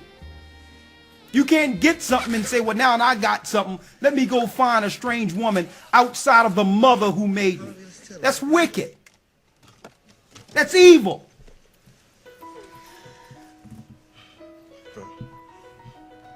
It's not right. How did you know? I love this song. I don't know how some of the greatest women on earth could be the less desired. And it ends up that way as some form of normality. It's wrong.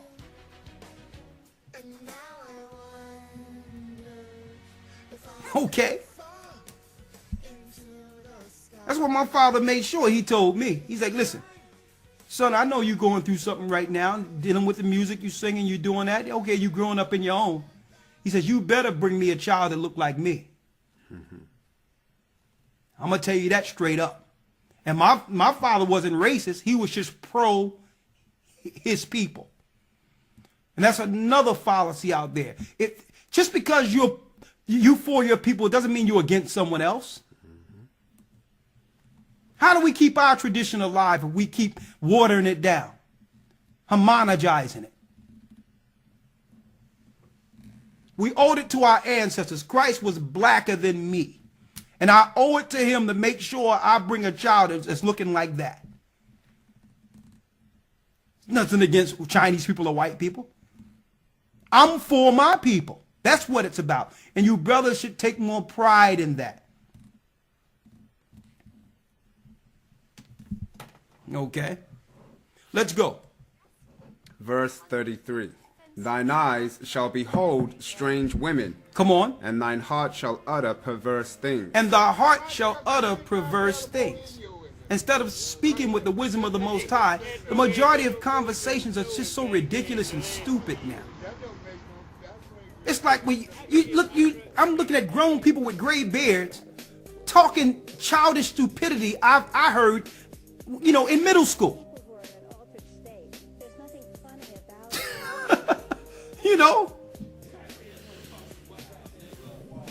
Stupidity without wisdom.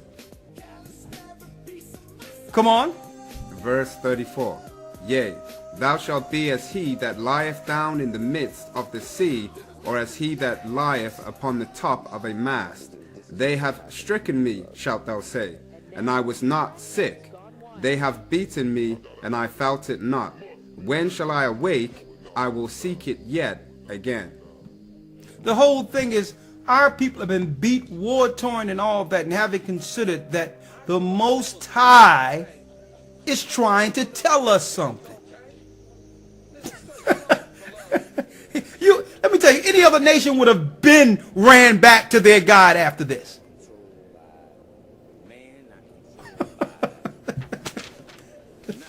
Are you kidding me?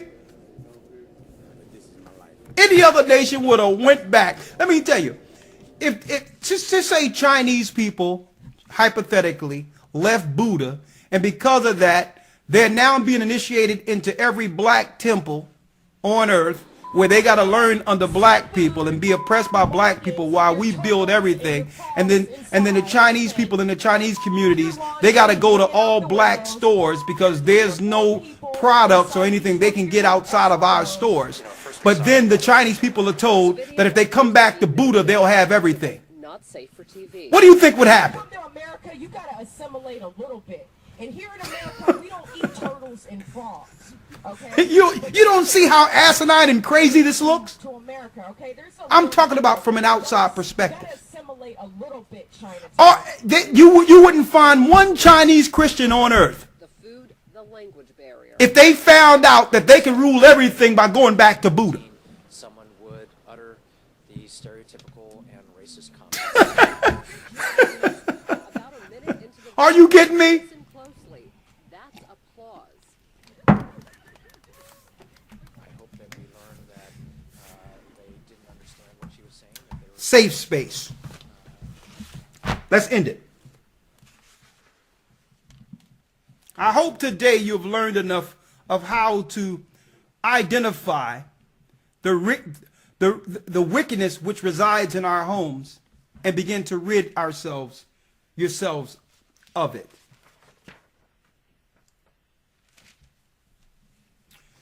Let's go straight to Ecclesiastes. Let's end it here. There's a lot I would like to talk about, but of course, all good things must come to an end today on this Sabbath. It's been a powerful 3 hours, but you know what? I'm still going to answer a few questions and talk even beyond that. The Spirit is rolling today in the Spirit, and hopefully the Most High have allowed us to receive some food, some spiritual food that would help clean our house starting at the end of this Sabbath. Let's go to Ecclesiasticus, which is Sirach, the 3rd chapter. Now y'all know the origin of demons, how the government used them through invocation, how demons have really no power over us unless we sin and let them in. That's why the Lord gave us the law. Now we know that if people in your house do have demons, they'll become an enemy of those who will serve in righteousness in Christ and cause trouble all up in your house. We know that now. And you know what to do now if that person don't want to shed that demon and repent. Okay? It's called the boot. Okay? Either you're going to be down with what you let in, or you're going to be down with the family who brought you in. Which one? I brought you up in this place. So you're not going to go out and get some demon to wreck shop up in here. Right? Let's go to Ecclesiastes now in 3 and 1. Ecclesiasticus chapter 3 and verse 1.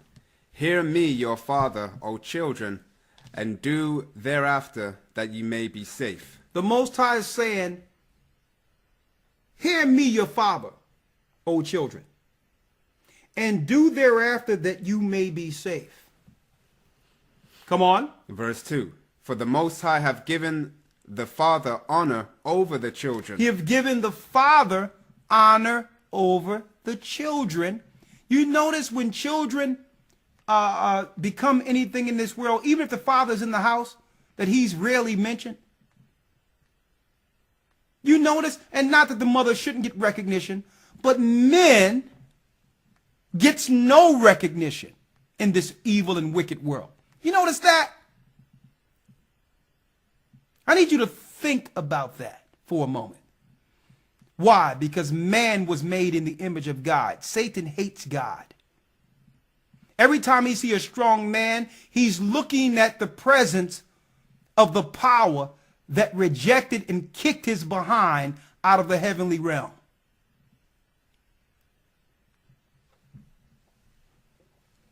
For the Lord hath given the father honor over the children. Read. and have confirmed the authority of the mother over the son. And have confirmed the authority of the mother over the son. So there's an equal respect when it comes to the power. The Most High doesn't disrespect the woman's authority, but the man is over the woman. And it's upon us let me tell you, it's upon us to fight for that authority that was entrusted us through the Most High. They're trying to make being a man criminal.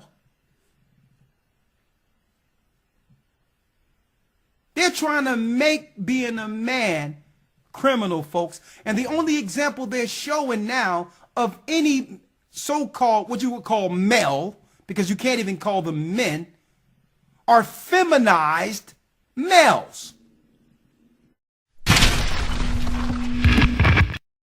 The guy was coming down, and I guess the police was trying to do a stop point. The man said, no, not today. I've got big dreams. Big Frida coming one more time. Not just for myself, but for my community, my friends, and my family who means the most. And you best believe it, y'all. When we come together, we're unstoppable. I'm bringing Big Frida Bounce to the world. You already know. What kind of dancing do y'all do? Are you ready? Put your hands together for the prancing elites. I need dancing. Dancing is my oxygen. Brings out my joy.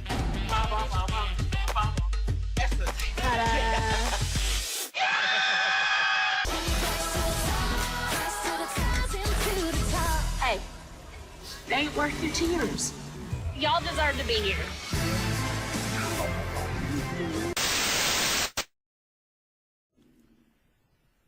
To be a man is criminal. Oh, that's threatening.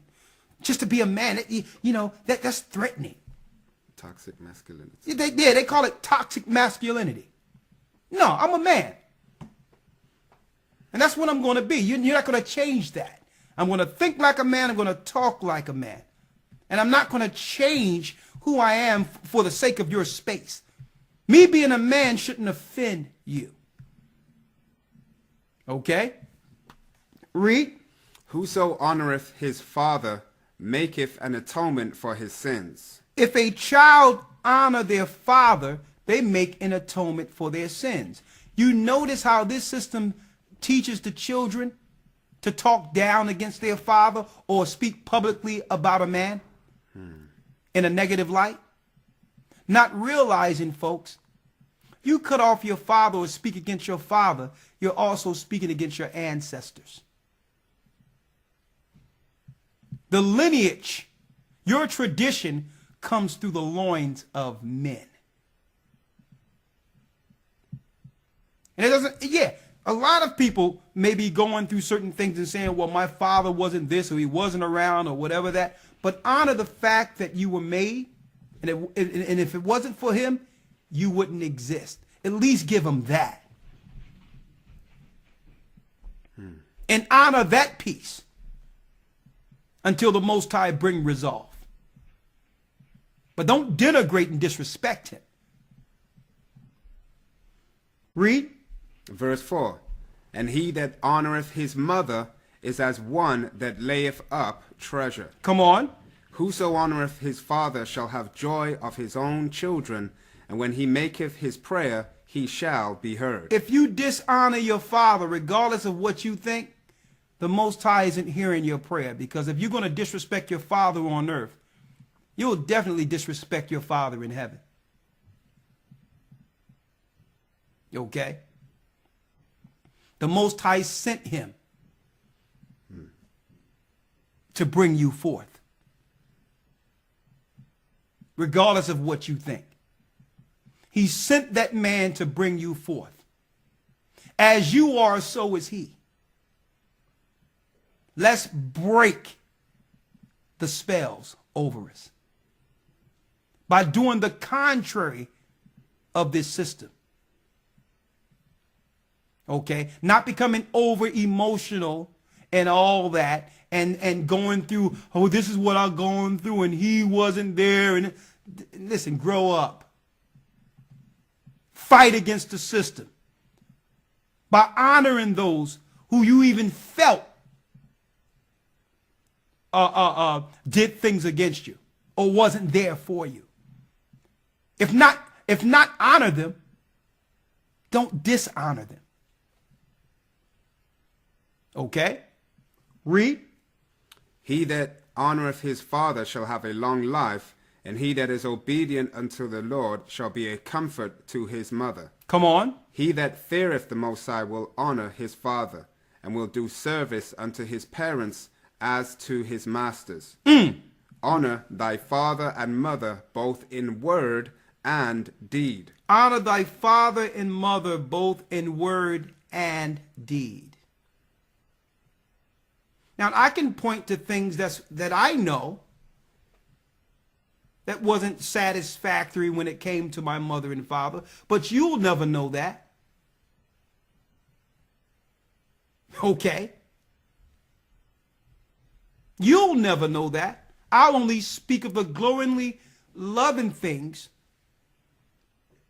okay, in public. And you know what? Anything that I didn't think was absolutely right with them, I've already forgave them for. Because when I got of age, I was able to speak to them. Even if and guess what? If I didn't have the opportunity to speak to them, I would have still forgiven them. Okay? Some things we can keep within family. And guess what, brothers and sisters? Believe it or not, it's therapeutic to let negative go. It's therapeutic. Don't let our old sins and the things that happened to us in the past weigh us down and dictate our path. Think about it. Everyone is running around angry. Angry at your parents, angry at this person. That's a demon. You can be controlled now. You're being controlled.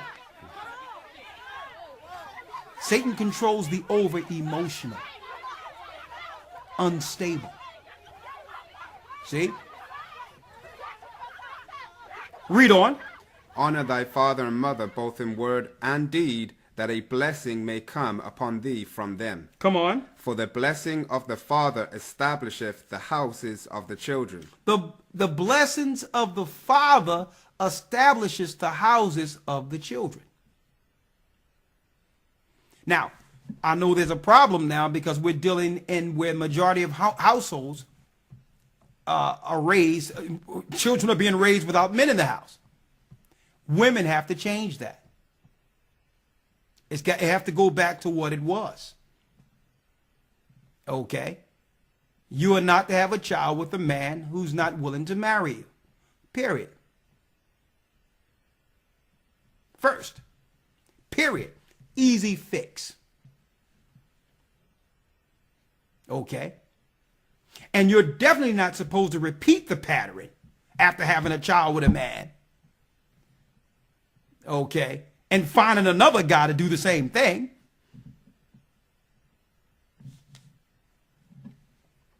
So now you got that young man looking for some level of a mentor.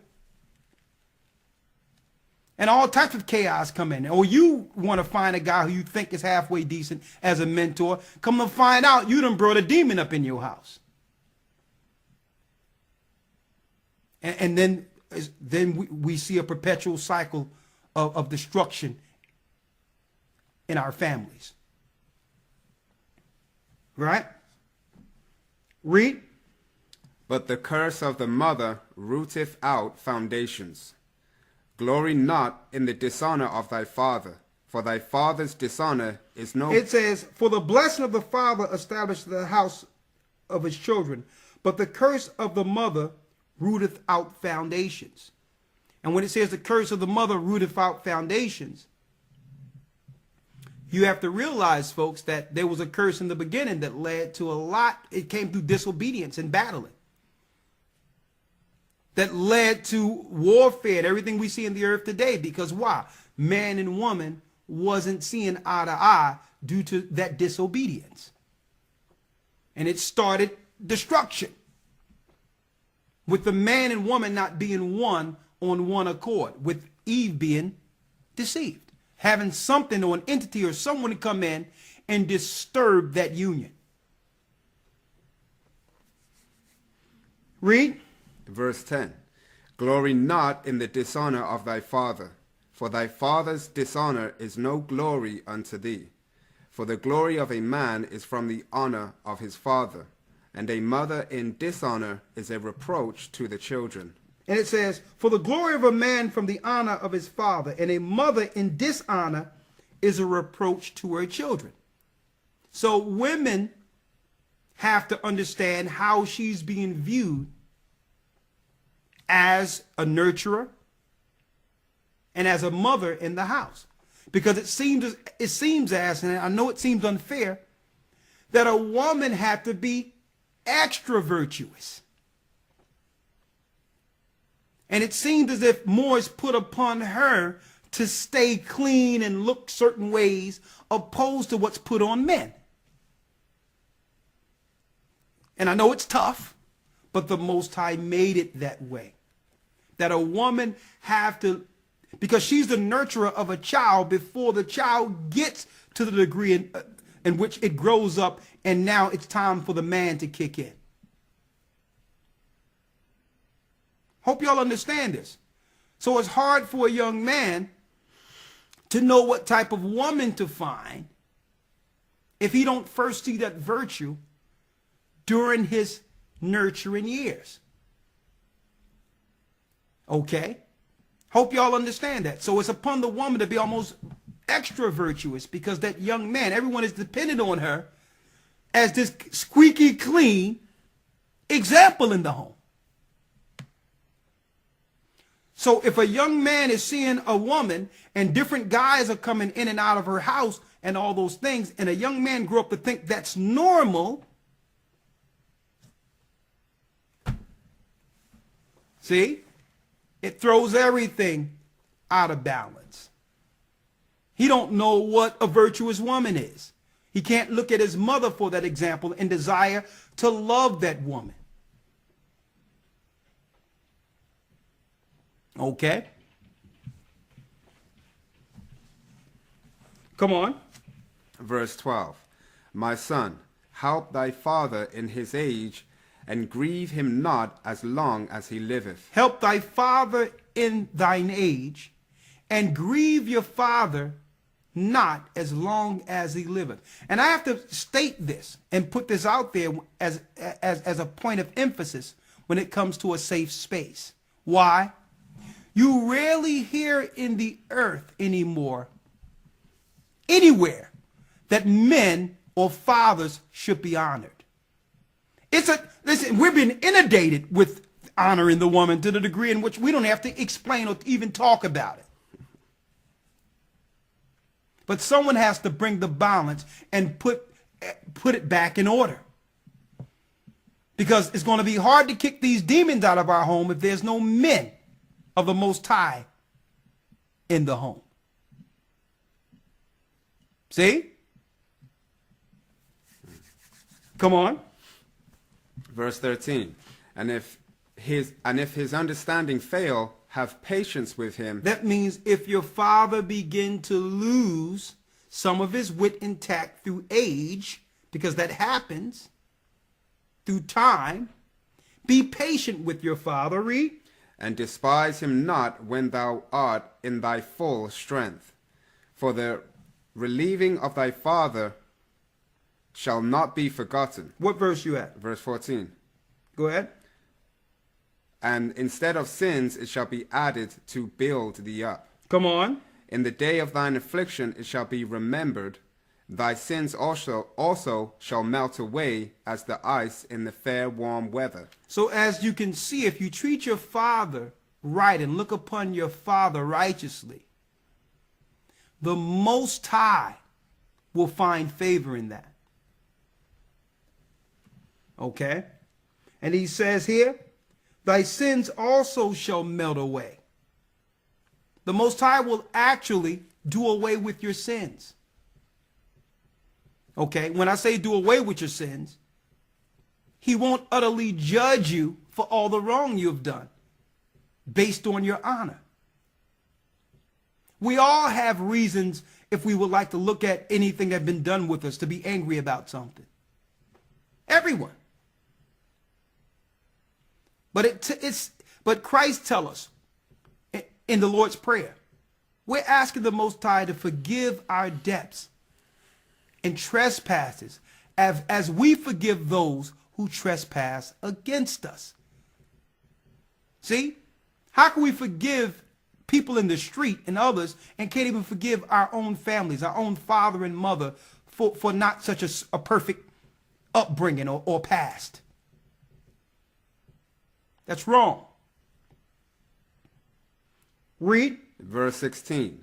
He that forsaketh his father is as a blasphemer. If you forsake your father, according to the Most High, you are as a blasphemer. Read. And he that angereth his mother is cursed of the Most High. And you have an unruly demon running around and causing their mother's grief. You do what? Is as cursed of the Most High. You're cursed of the Most High God. So you see what's going on in our neighborhoods where our youth are killing each other and dying off and dying and you know, in number right now? We're looking at it right here. The children are disobedient and have went away and don't even want to serve the living God. So the Most High, I'm going to tell you, honor thy mother or father, or your days shall be short on the land. The Most High spoke that. So now we got these disobedient children, liars, disrespecting, running around, sodomitish behavior, and the Most High is allowing the death angel to reign in our communities. And no one is pointing to the fact that the disobedience has led to all of this. That the God of Israel is speaking while no one's listening. I can see it clearly.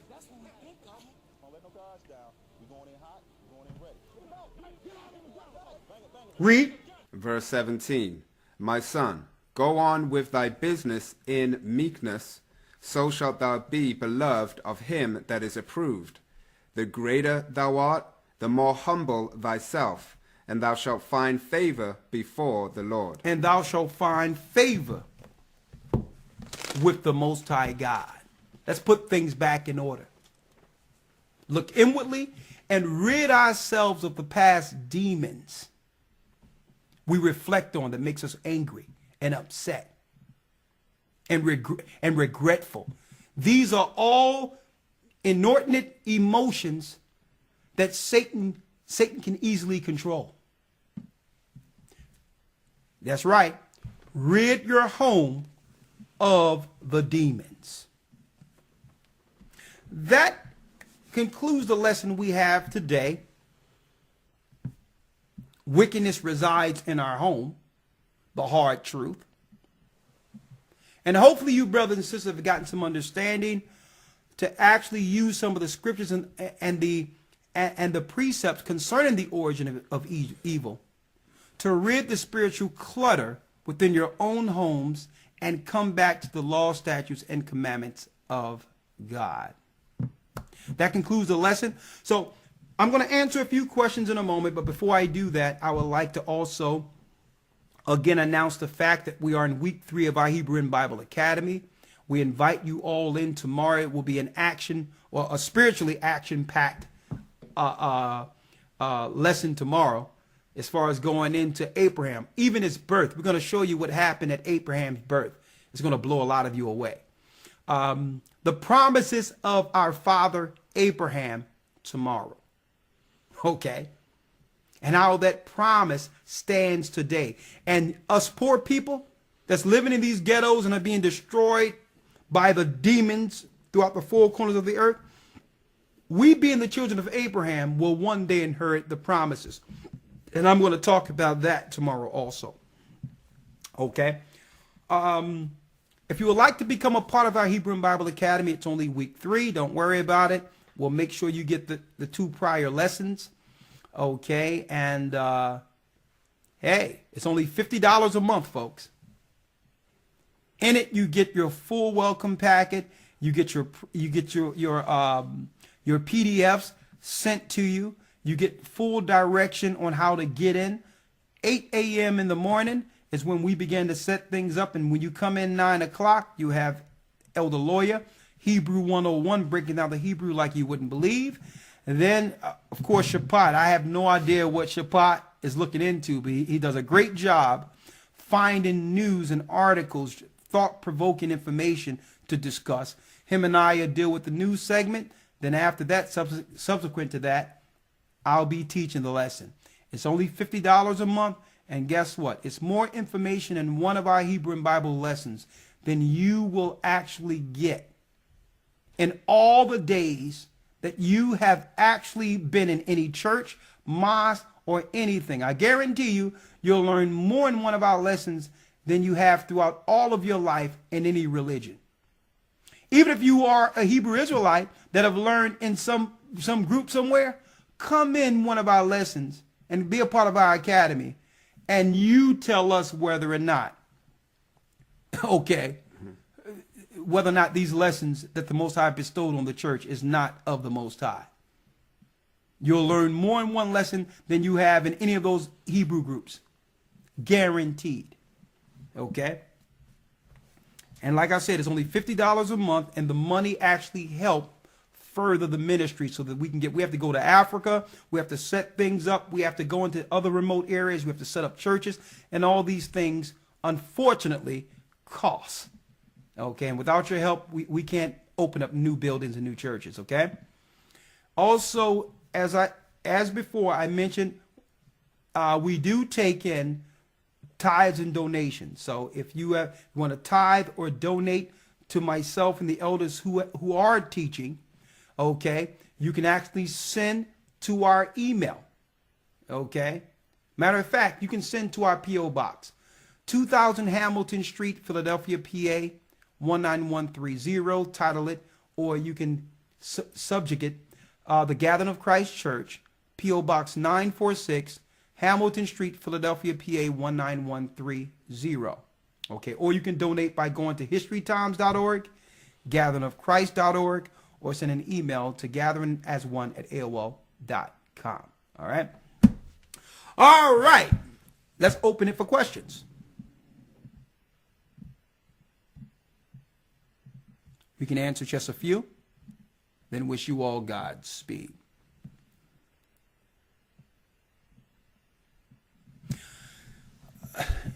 What? Okay.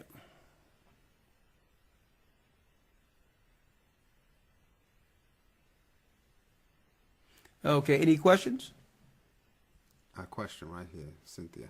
What's that? In reference to Ecclesiasticus 32:17, is it not through prayers that we believe that their change will come? Is that why mothers sort of give in with heartful pity for their child? There is power through prayer. But like I was mentioning to a sister the other day, prayer can only work to the degree of the person you're actually praying for. When I say that, you can have a person who would like to sin and do evil and wickedness. Just say if someone is a killer and want to continue killing people. You can pray that the Most High help this person and stop them from doing that. But all in all, if this person have in their heart is content and intending on killing someone, what good will the prayer do? That person must want to change or repent. Okay, so yes, there is power in prayer. Okay, there is power in that. And that's why the Most High, to some degree, due to the prayer, haven't altogether done away with us yet. But all in all, like I told the sister the other day, and I asked the sister when she called, do your son want what you're praying for?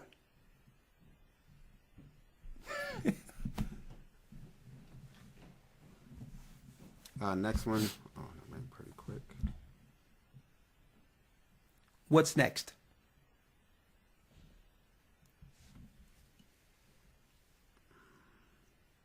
Where did it go? I'll answer one or two more questions, and after that, I can wish you all Godspeed, because we did cover a lot within 3 hours. There was a next one, but there's so many. Okay. Here's another question. Please clarify, Elder, are the East Indians Hamites or the Persians? Well, to clarify, right after the flood, Hamites, okay, Babylonians, Cushites went into both areas, okay, some in Persia and some in East India. Okay, so absolutely yes. I'm not speaking of all the East Indians, but the majority of East Indians you see today, right, in our communities are Hamites. They are carrying the original Babylonian religion, and that's why they're allowed over here to make commerce, so that they can join with the Catholics and others to pray against us in these communities. Okay? Not to say exclusively, because there's a large number of Israelites who are in India right now. Okay? There's a large number of Elamites from the children of Elam who's in India. But the ones that we see coming over here are Hamites. Okay? And in parts of Persia. All right, what's next? This one just went there. Question. If you have tattoos but are now walking in the truth, will you still be judged, or do you need to get rid of it, and how? That's a good question. The Bible tells us in times past the Most High winked at our ignorance, but now command everyone everywhere to repent. Okay? Now, no one can be judged on past sins. What can you do? If someone has a tattoo, it's upon them. You can Google it or whatever the case is, and find a way to get the tattoo removed. Sometimes people can use laser. There's different type of technology that can laser it off or whatever the case is. But it's best to rid yourself of that brand. That brand is connected to a demon.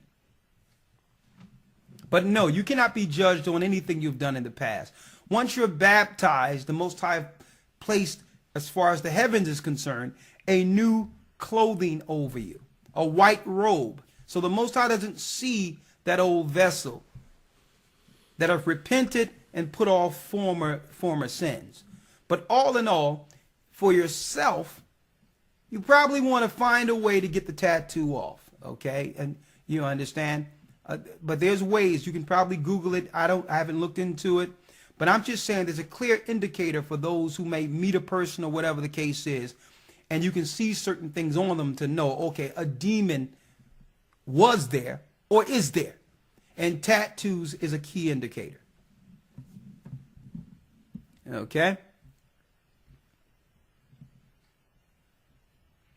Someone asked, what if you're totally covered? Hey, I would, no sense in trying to get those removed. Do what's right. Follow the law, statutes, and commandments of the Most High. And eventually, we're going to shed these anyway, right? Okay. With that, we're going to say Shalom. You stay strong. We'll continue our lesson next week. Thank you for your participation in our Sabbath class. And of course, we'll be back this Wednesday with another important GOCC Gathering of Christ Church broadcast. With that, we're going to say shalom. Stay strong in the spirit, and sin not. Let's do the Lord's Prayer. Our Father, which art in heaven, hallowed be thy name. Thy kingdom come. Thy will be done. On earth. As it is in heaven. Give us this day. Our daily bread. And forgive us our debts. And forgive us our debts. As we forgive our debtors. As we forgive our debtors. And lead us not into temptation. And lead us not into temptation. But deliver us from evil. But deliver us from evil. For thine is the kingdom. For thine is the kingdom. And the power. And the power. And the glory. And the glory. Forever. Forever. Amen. Amen. I would like to say shalom to all our brothers and sisters. Stay strong. We'll soon see Zion. Okay? I'm Elder Ricard Shaw along with Shapat. And for you in the academy, guess what? We're going to drop a bomb on y'all tomorrow. Shalom. Praise the Most High.